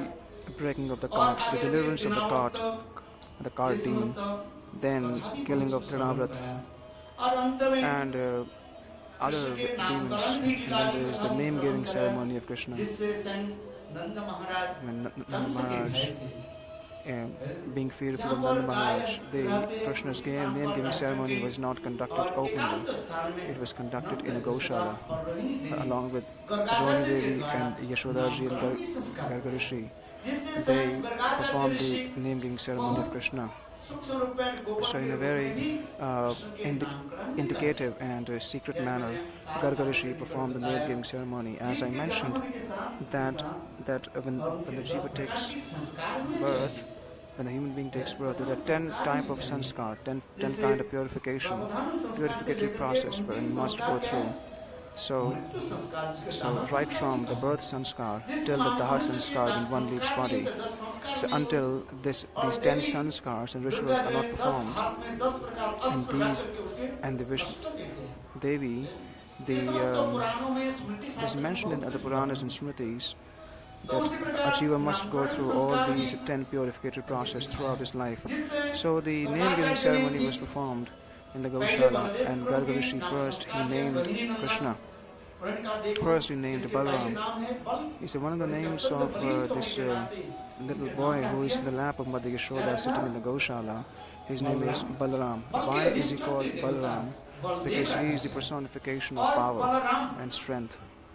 And the other meaning is Ram means the one who gives pleasure. The one who roams and wanders, roams in the heart of everybody. That's what Ram. The one who possesses all strength and the one who roams in the heart of everybody. That is Balaram. He was very fair and very beautiful. He was not less beautiful than Krishna.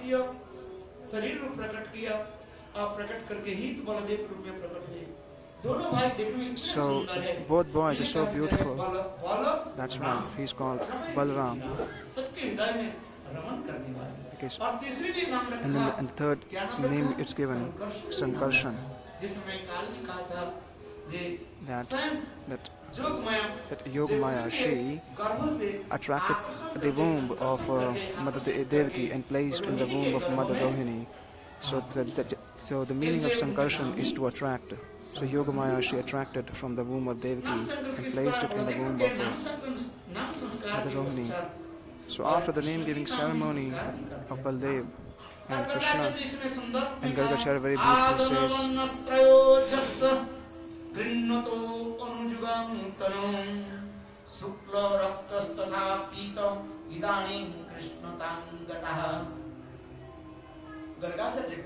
Gargacharya says that, Hey Nanda Maharaj, this son of yours, he appears in every yuga.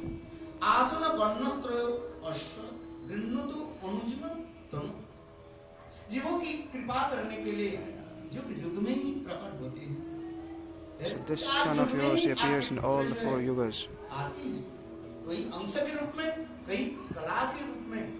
Sometimes he appears as a portion, sometimes one of his manifestation, in one of his partial manifestation.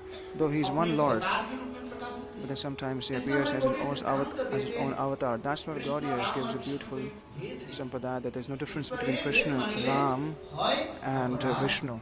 If we see the difference between these, that Lord Ramchandra is separate, and the Shringadev is separate, and Krishna is separate, the Fishan Anishna is separate, if we have this mood, if we have this sort of understanding, then it's an offense.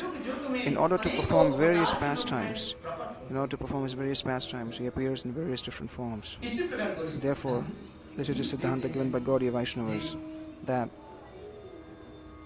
सिद्धांत तत्व भेदेसी copy सिद्धांत तत्व सिद्धांत के अनुसार राम और Krishna that as per the Siddhanta, there is no difference between Lord Ramchandra and Krishna. It's the same Lord. Sometimes that same Lord who appears as avatar, sometimes he appears as the essence of all the avatars, So in Satyuga, he appeared as Shukla Rakta. In Satyuga, he appears in Shukla Varna. In the Treta Yuga, he appears in Rakta Varna. But in Kali Yuga, he appeared Pita Varna, yellowish color. And then at this time, he has appeared as in this Dwapar Yuga. This is spoken in present tense. This is the shloka spoken by Garga Rishi, that in an indirect manner, Garga Rishi establishes Krishna's self-effulgence and self-manifestation. So Krishna is the Supreme Personality of God, and He is the Bhagavan. And all the other avatars which are mentioned, they have come from Him. So that's why Bhagavan, that same Supreme Personality, the cause of all causes, He appears in various different yugas. And then He comes to deliver the sadhus and to destroy the wicked people. And in every yuga He appears. Sometimes He appears in His full form, but our acharyas give very beautiful Siddhanta that Krishna is the source of all incarnations. He is the essence of all incarnations, and all the incarnations appear from Him.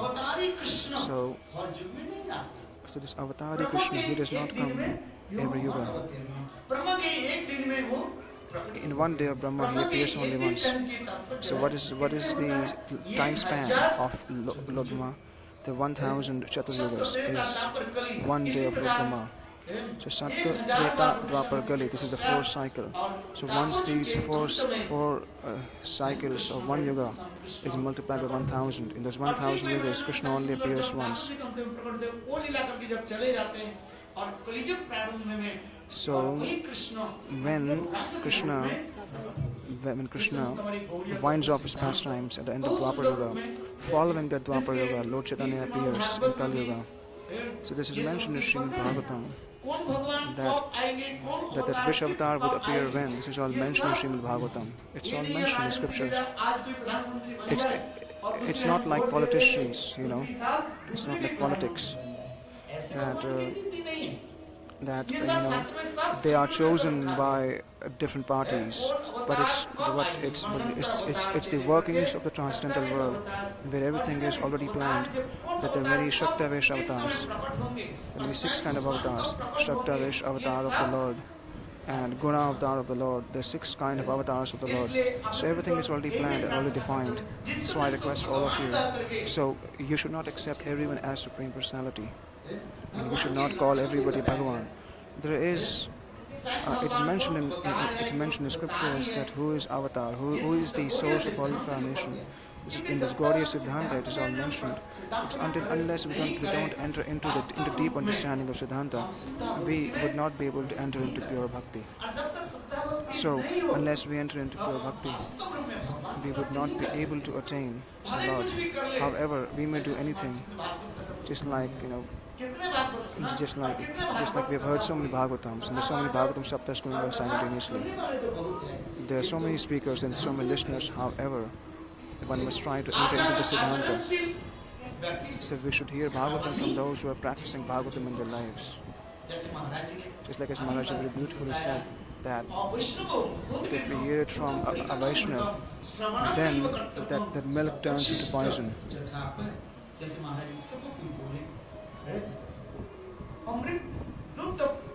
That generally milk is considered nectar for the body. However,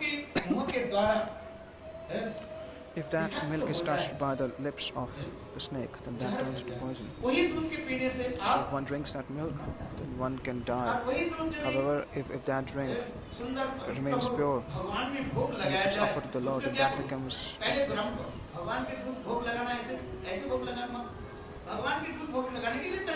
See, there's a way how we should offer milk to Lord, we should heat the milk, and then we should cool the milk, but not completely, but in a warm state, and make it pure, and then offer it to the Lord by putting a tulsi leaf and also chanting the Gopal mantra. Because if we do not follow all the rules and regulations, then Lord won't accept. The Brajvasis are the eternal associates. They are not supposed to follow any rules and regulations. We are not Brajvasis. We are trying to even become even one teeny speck of dust of the Brajvasis. The Lord Brahma says, even if we become a one teeny speck of dust of the Brajvasis, Lord Brahma says it's not easy to take birth in Braj.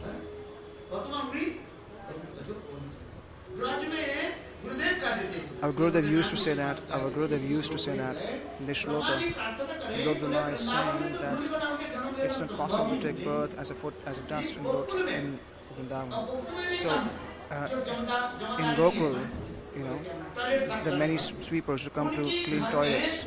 So in the house of those sweepers who clean toilets. So after cleaning all the toilets, when they go back to their homes and they need a feet to scratch their feet, just like their feet, a lot of dust and other particles are stuck to their feet, and they go and they need a stone to scratch their feet.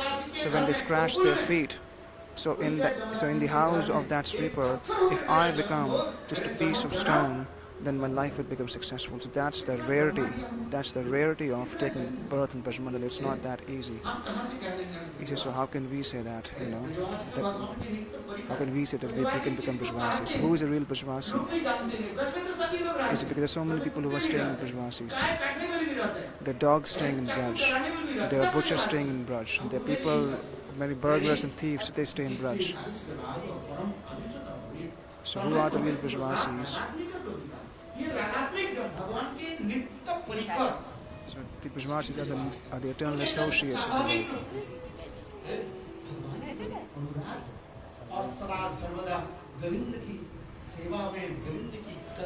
So those who are eternally absorbed in the pastimes of the Lord, completely absorbed.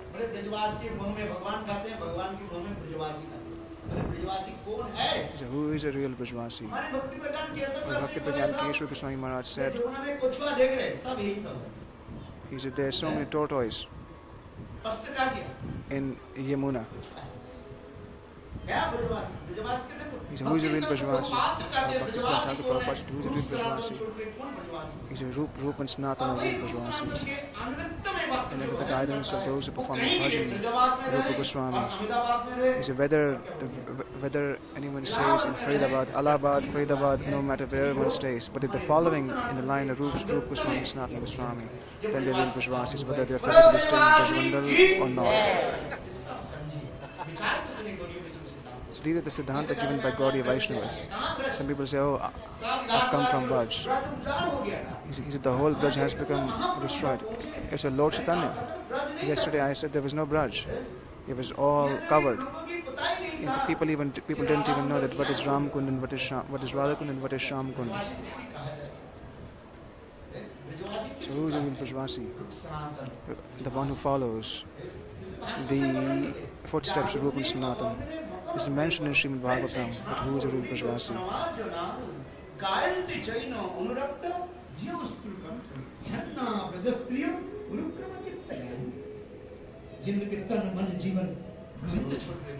Whose life was hard, whose life is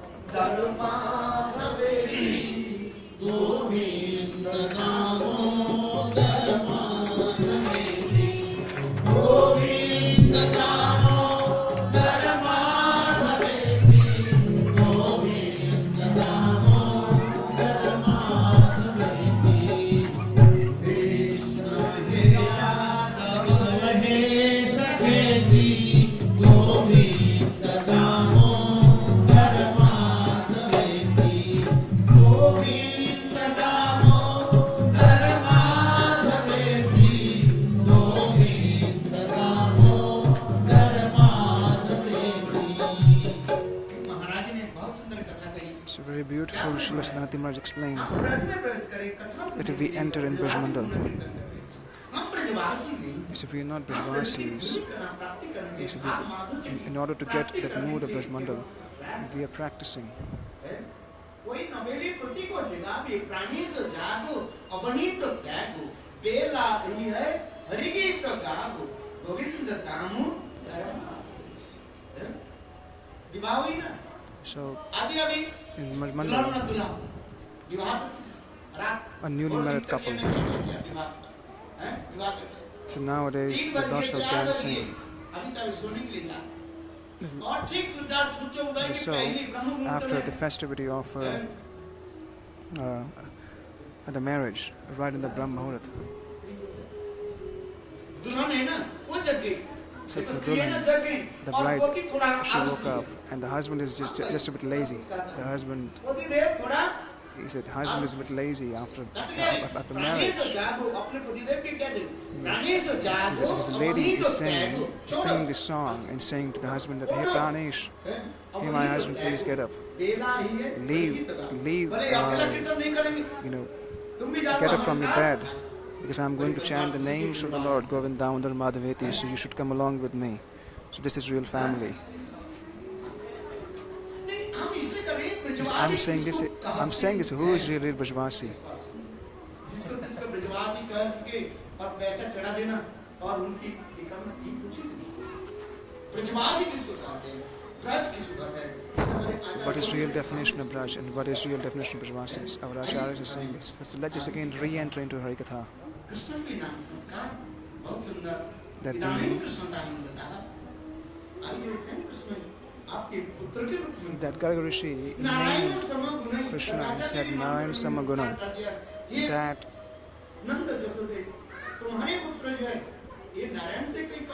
that hey Nanda, you show that your son is not less than Narayan.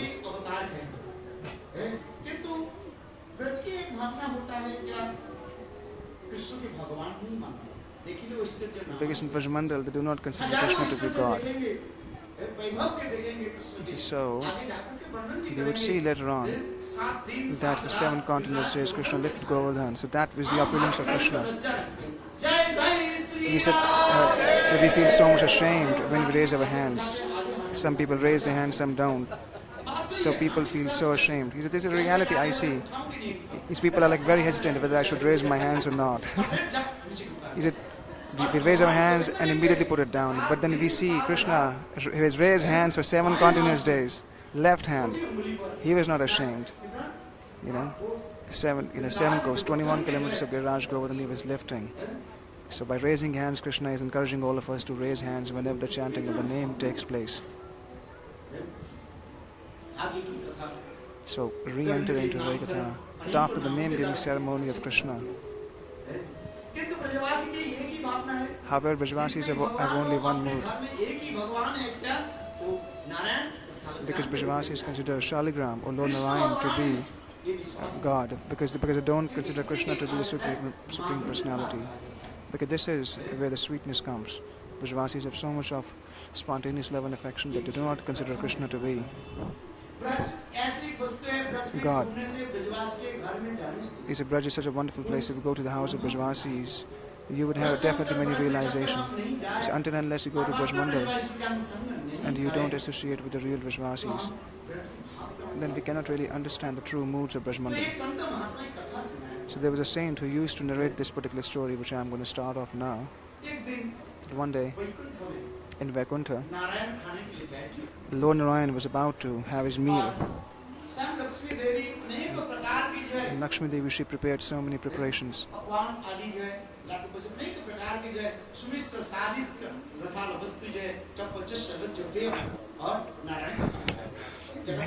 Many wonderful sweet preparations were made by Mother Lakshmi.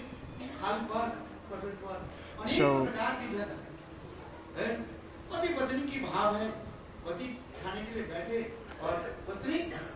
to come and sit here.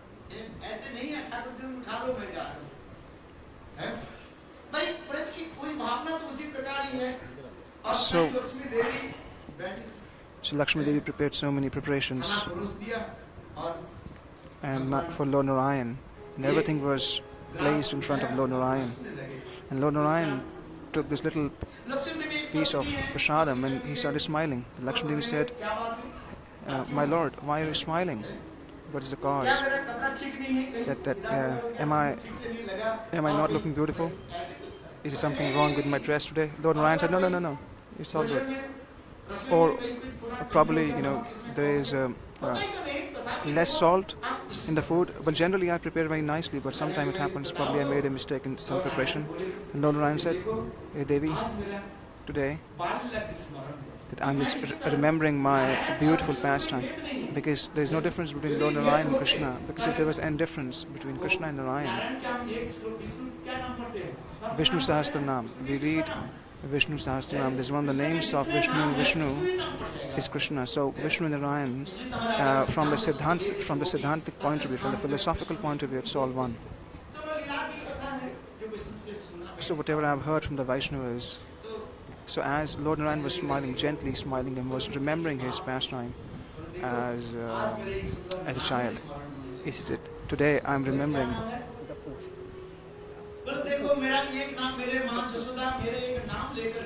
He said, "My mother used to call me very lovingly, Gappuram." He said, "Gappuram." We said, "We haven't heard this name in the scriptures." He said, "Appu, Gappu, Chappu, all these are various funny names in India. But then this is not the name in the scriptures." Then Lakshmi said, "I haven't heard your name." He said, "Okay, if you don't believe that I have this name, what you do, you change your form and then you go to the material planet." So Lakshmi Devi, she dresses as an ordinary woman, and she sees that there was a cowherd Gwale. Kahan jana hai? Baith ja bhaiya. There was a cowherd fellow.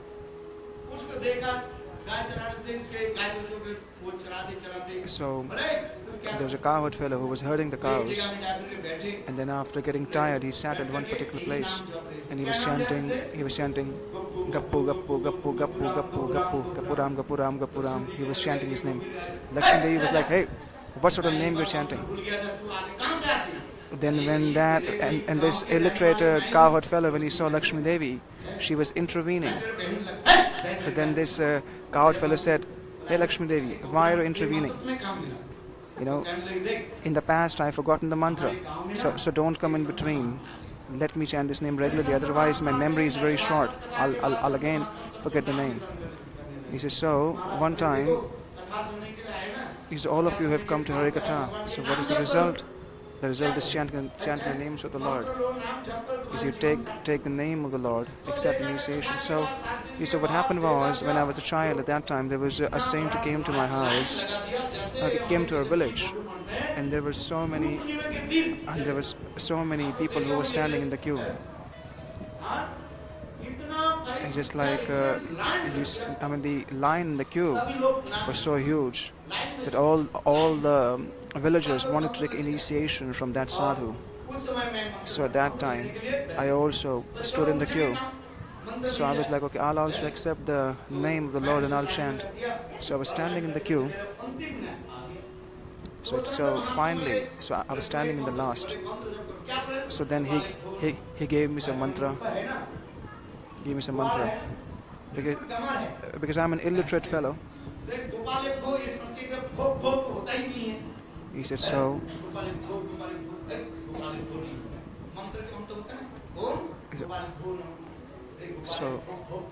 he was not able to pronounce the name.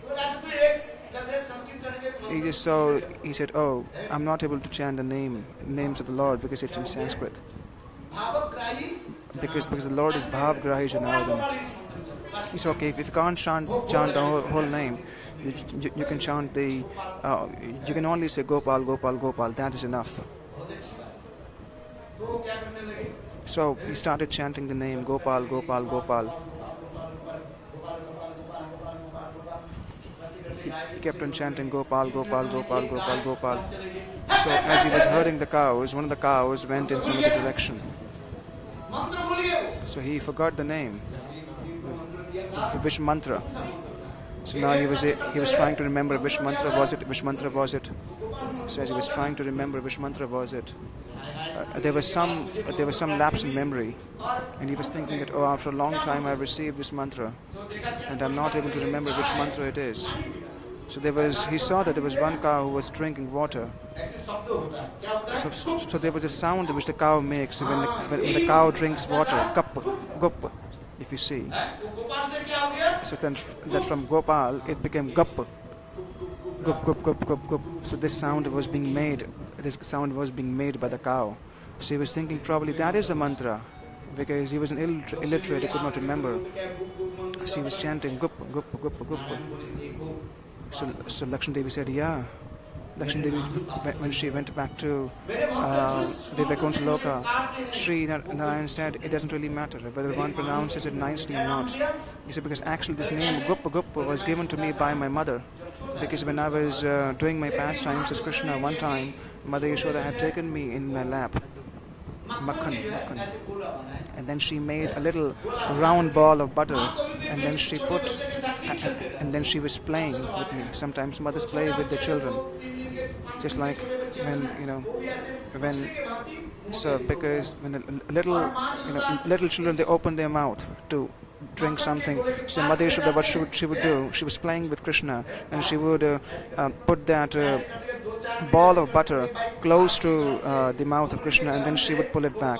She would bring it closer to the mouth, and then put it back. And then Krishna is no less than Mother Yashoda. She swallowed that. So when she swallowed that round ball of butter, then immediately it went inside his stomach, and it made a sound gup. So everyone saying Gappuram, Gappuram. That's how his name became Gup, because Lord accepts only the mood, nothing else. So from that onwards, my name became Gappu.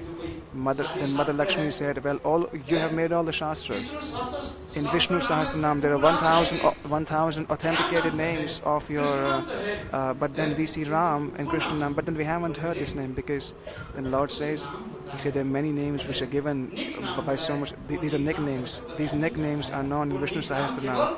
These nicknames are actually created by mothers and the loving devotees. The internal associates they create, just like if you have a name on the passport, that's your authenticated name. Aadhaar card, in India there is the voter identification card, there is the authenticated name. But then there are some nicknames also of yours. These nicknames are not available, are not there on the authenticated IDs of yours. So these names are given by your eternal associates. Or I went to Australia once and there was one child, he was 3 or 4 years old. And I asked him, what's his name? He said, my name is Damodar. Damodar. He said, everyone calls me Dum. Everybody call me Damu. Sam also call me. Dum. Dome. So that's the nickname. So this shorter form of Damodar, it became Dome. First it became Damu and then became Dum. So from Damodar it turned out to be Dam. So these are unlimited names of the Lord. So even if you won't find these names in the scriptures, still the Brajvasis accept these names. By their realization, they accept this. So, re-entering into the pastimes of Bhagavatam, it's only 7:30. He said Harikatha is going to end in 10 minutes. Here.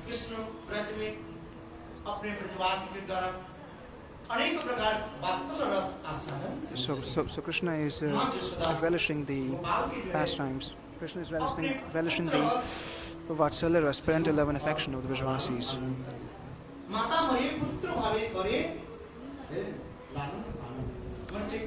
In Chaitanya Charitamrita it is mentioned that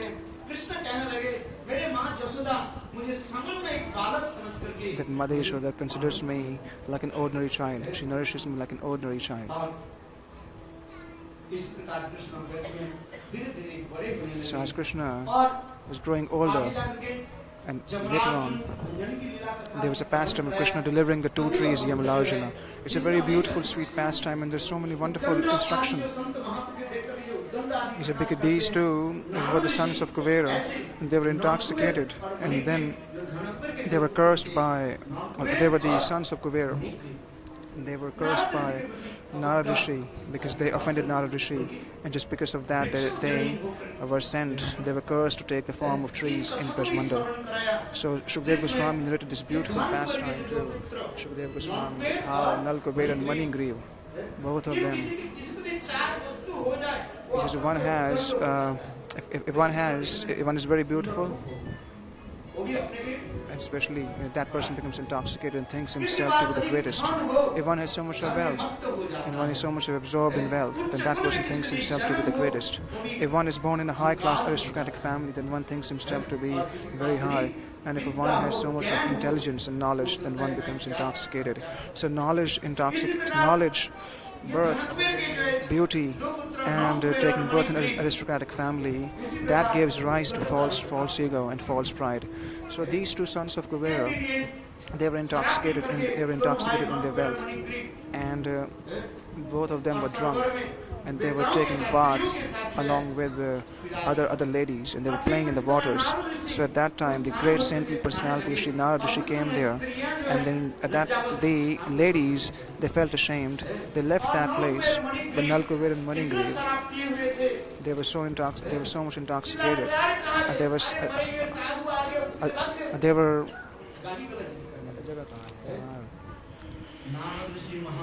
So Narad Rishi's Mahabhagavat, he saw that both of them are intoxicated. Generally, the great devotees, they never curse anyone, but their curse is also benediction. Because unless they curse and give punishment, one will not get any improvement from their current position. So Narad Rishi cursed them and said, "Hey, you are seeing a saintly personality, and instead of worshipping, you are intoxicated, not even paying pranams, and you're still running after those women. So since you remain naked in the waters, so you go and stand like water. You become like a tree. You go England and America. It's so cold. If you see in internet, England and in Washington, there's so much of the whole trees are covered with so much of snow. In Siberia, I go to Siberia, when I go, it's so cold. What to speak, more than 2 feet of snow falls there, and the temperature goes down to -20. Is it because the trees are covered by so much of snow? In Australia, it's so hot. There's so much of hot that the forest fire begins and all the trees start burning. So there's so much of suffering with trees. So now she cursed them to go and become a tree. And then you would get stationed in one place, and then you would get to know that how to worship or how to give respect to the saintly personalities. So at that time, Nalkuvir and Maningriv, they were brought back to consciousness, because the heart of the devotee is like the butter. Just like the butter starts melting, Tulsidas Ji says that just by touching, that by the heat of the butter, the butter starts melting. But then the saints of the heart of the saints are even much more softer than butter, because it melts just by seeing the suffering of others. So Narad Rishi says that I'm going to curse you, that you go and become trees. As Yamalarjun, this is a particular class of trees, and you would go and stand there in Dwapar when Krishna would come and he would perform his Damodar Leela. He would come and you would get delivered. And then afterwards you would receive the association of the Lord in the eternal land of Vrindavan. Many a times, the curse of the saintly personality turns into real benediction. So these two trees, they become Nalkuvir and Maningriv in Gokul. And then in the veranda of Nanda Maharaj, they were standing as two trees. Both of them are brothers. So Lord, in order to fulfill the promise, the words of Narad Rishi, Lord, this Dhambandhan, very beautiful Dhambandhan is spoken. Satyavata Muni very beautifully explains. In Padma Purana he sings Damodar Ashtakam. So this beautiful Ashtakam is sung by Satyavata Muni, that one day in the morning Krishna woke up from his bed and he saw that Mother Yashoda was churning milk. And then he saw Mother was completely absorbed in churning the milk, and she was remembering the beautiful pastimes of the Lord, and she was churning the milk, churning butter. So Krishna woke up from his bed, and he came from behind, and he closed his and then he closed the eyes of mother, and then from the other hand he held on to the stick and the churning rod. So Mother Yashoda, she was remembering the beautiful pastimes of the Lord.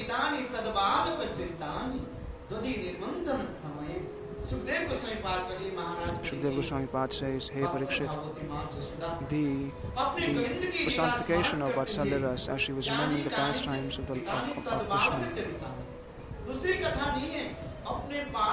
She is not remembering somebody else's pastime, she is remembering the pastimes and the beautiful, loving exchanges which she has in the parental rasa with Krishna. She was remembering all that, and tears were flowing from her eyes, rolling down her cheeks, and the milk was just coming.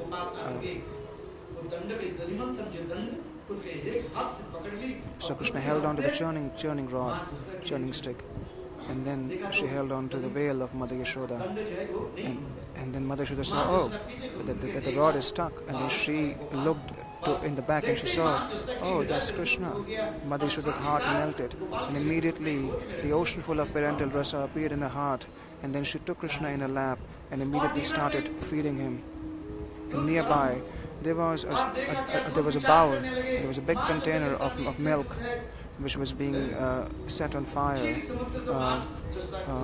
for heating. But then the milk is conscious in Braj Vrindavan. The milk was thinking that Krishna's belly is much more bigger than the ocean of milk, and Mother Yashoda has the capacity to feed Krishna till eternity. So just like we play in Mridanga and there's a sound of dhiktan comes, similarly the Siddhanta is that if one hasn't used their body in service of the Lord, then fire on them. Dhiktan actually means fire. So the Mridanga was giving instruction that if no one uses their body in service of Krishna, then the body is of no use. So the milk was consciously thinking that, okay, this competition between the mother and the son won't ever come to an end. So the milk was thinking that if my body is not going to be used in the service of the Lord, I'm going to let it go. So the milk rose up, the milk heated up, and it was about to just fill on the ground. Because in Braj Vrindavan everything is conscious. So the milk was thinking like this, and the milk appeared, and the foam appeared on top of the milk. But Mother Yashoda is filled with so much of love. She was thinking, oh, I have to make sure that Yashoda was thinking that oh, Krishna is drinking my milk right now. But later on he would say, I would like to have butter, and I would like to have some of the sweets. You probably may ask for other products of sweet. You may ask for cheese. He said, but I can only give him milk from my body. But then butter and other preparations can be made by milk. So in order to serve him nicely, Avshala Gurudev used to say this. He used to narrate this pastimes. That we should be very careful with the paraphernalia which is being used for the service of the devotees and the Lord. He said we must serve the Lord, but at the same time the things which are used to serve the Lord must be taken care of very nicely.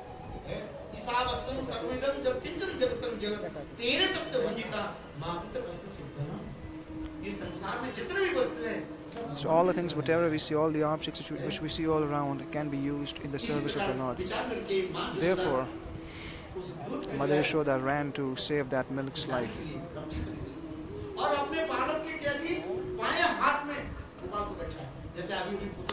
And just like we just heard the deliverance of Putana,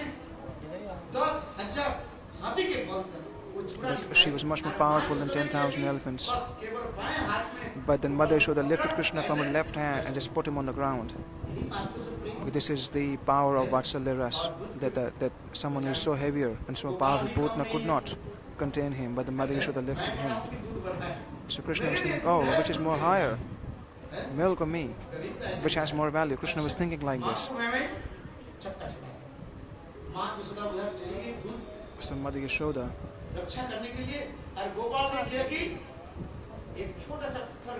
then Mother Yashoda went to save the milk, and then here Krishna, she took a little piece of stone and he smashed the pot, and all the yogurt was spilled, and the whole veranda was covered with so much of yogurt all over. So So Krishna, who is the master of all the universes, today he is acting as an ignorant child.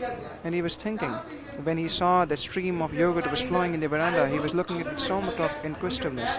He was so much curious, just like little children when they see that the water is coming from the faucet, from the tap. They're very surprised. So in that great surprise, he's looking at that particular, like the stream of yogurt which was coming out. So Krishna went to that particular place where Mother Yashoda had kept so many pots of butter. So Krishna jumped onto this one particular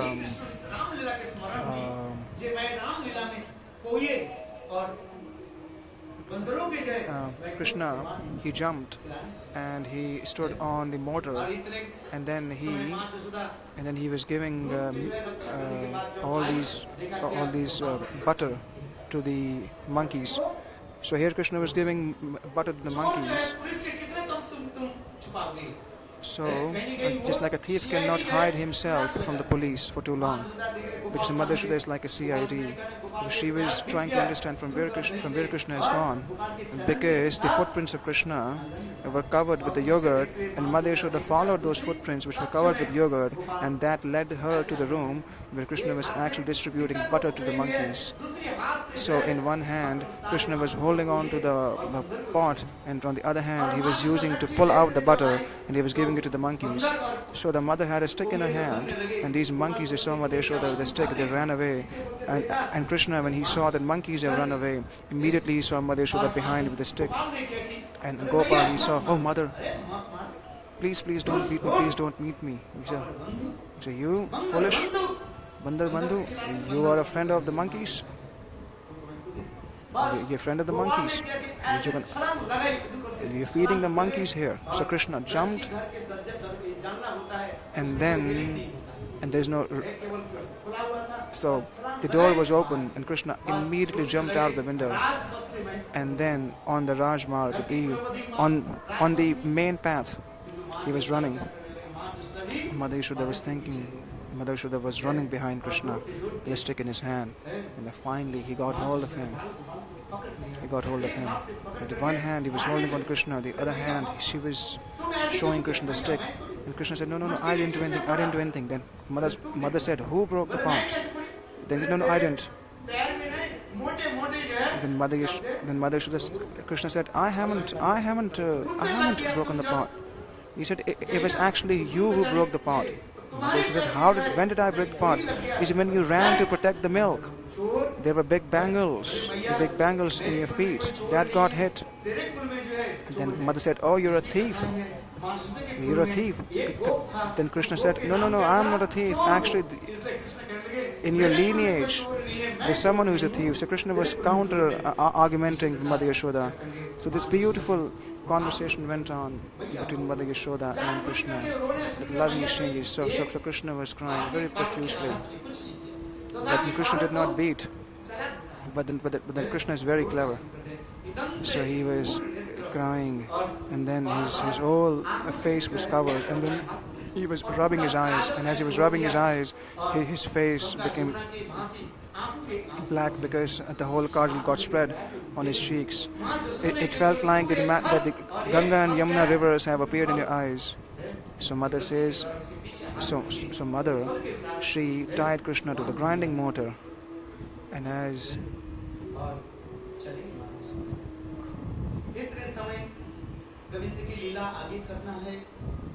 he says, so all the sakhas came when they saw Krishna was being tied to the grinding mortar. So when they saw Krishna, all the sakhas, their heart melted. They were thinking, "Oh, let's just play a game today."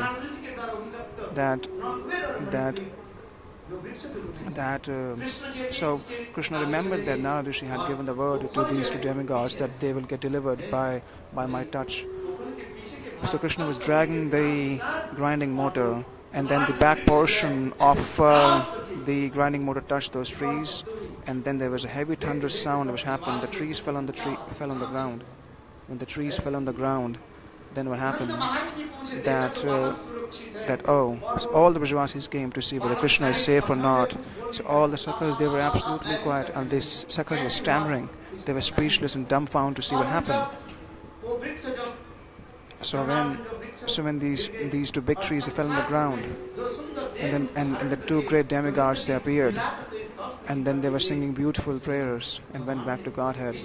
So in this manner, he delivered the Yamalarjun, and then he sent them to Golok Vrindavan. After singing beautiful prayers, they both of them, they become Madhukant and Snigdhakant. They became Madhukant and Snigdhakant, the one who are constantly singing the glories of Krishna. So some amazing pastimes. In a very brief, I have spoken this because the time is very less. Then today I'm just gonna talk about and narrate the pastime of Radharani's birthplace. Tomorrow we'll speak about Govardhan Leela and another wonderful pastimes of Krishna. So here Krishna has taken birth in Brajmandal, and all the Brajvasis have celebrated this beautiful festival. So Narad Rishi was wandering in the entire Braj, and he was thinking that if Krishna has already taken birth, it must be that Krishna's potency has taken birth somewhere. However, it is said that it is mentioned in scriptures that without Radharani, Krishna does not take birth. So wherever there is Radha, there is Krishna. Wherever there is Krishna, there is Radha. So Narad Rishi was thinking that probably Radharani, his Shakti, must have taken birth somewhere. So as he was wandering in Brajmandal, in this Kalpa, he came to Raval, at the village Raval, and the Nanda Maharaj was was located in Gokul, and his dearmost friend Vishwabhanu Maharaj and Kirtida, they were staying in Raval. So in the morning time when Vishwabhanu Maharaj, he went to take bath in Yamuna, so Yamuna's water was so clean and so fresh.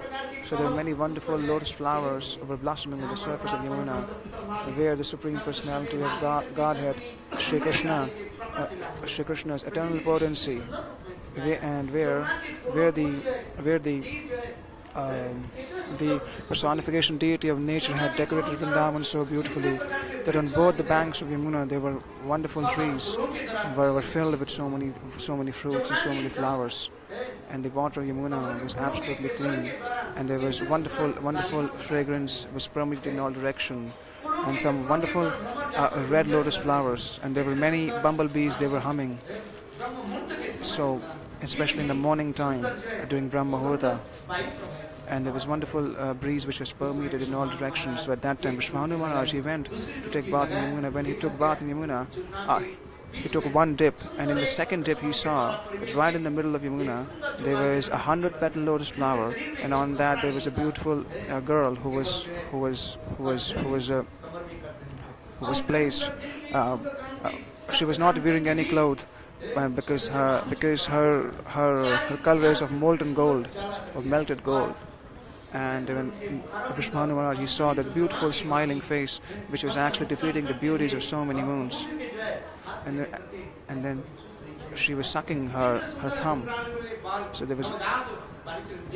when he saw this beautiful form of this girl, Vishwabhanu Maharaj was very, very surprised, and he was so much elated to see that form. And then he placed her right next to her chest. And Rupa Goswami says, Vishwabhanu Devi Navashashi Lekhe, that from the ocean of which is compared to Vishwabhanu Maharaj, this beautiful sun like Srimati Radharani has risen.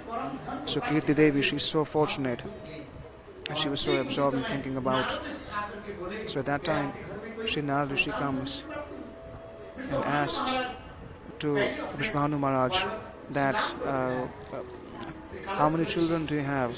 Then Vishwabhanu Maharaj said, I only have one son, Sridham. But Narad Rishi knows everything. Then Narad Rishi said, do you have any daughter? Then Vishwabhanu Maharaj is very simple-hearted. He said, yes, recently I found a daughter. So in order to get benedicted by the saintly personality, he brought Srimati Radharani in front of Sri Narad Rishi, and as he placed Sri Radharani in front of Sri Narad Rishi. Narad Rishi said, I would like to do a Swasti Vachan. So many paraphernalias and many things were asked, and he asked Vishnu Maharaj and Kirtida Devi to bring all the things which are required to do the Swasti Vachan, to chant the auspicious invocation. So in front of Narad Rishi, in the absence of Vishnu Maharaj and Kirti Devi, Sri Narad Rishi saw the beautiful form of Radharani along with all the 8 Sakhis. So Narad Rishi, he fainted. So by the presence of Lalita Devi, Sri Narad Rishi came back to consciousness and he spoke the beautiful Ashtakam, Sri Radha Kripa Kataksh Tavaraj.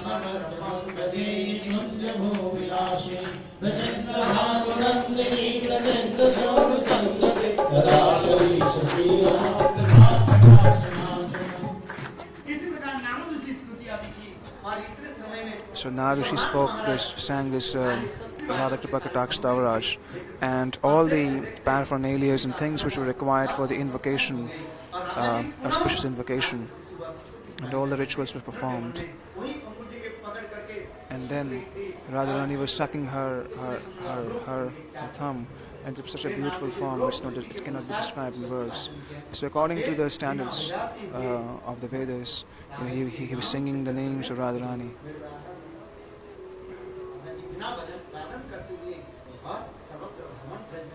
So Narad Rishi was chanting the names of Radharani all over the Braj. So that's how the pastimes of Radharani has taken place. That's how our acharyas have taken place. Now there's going to...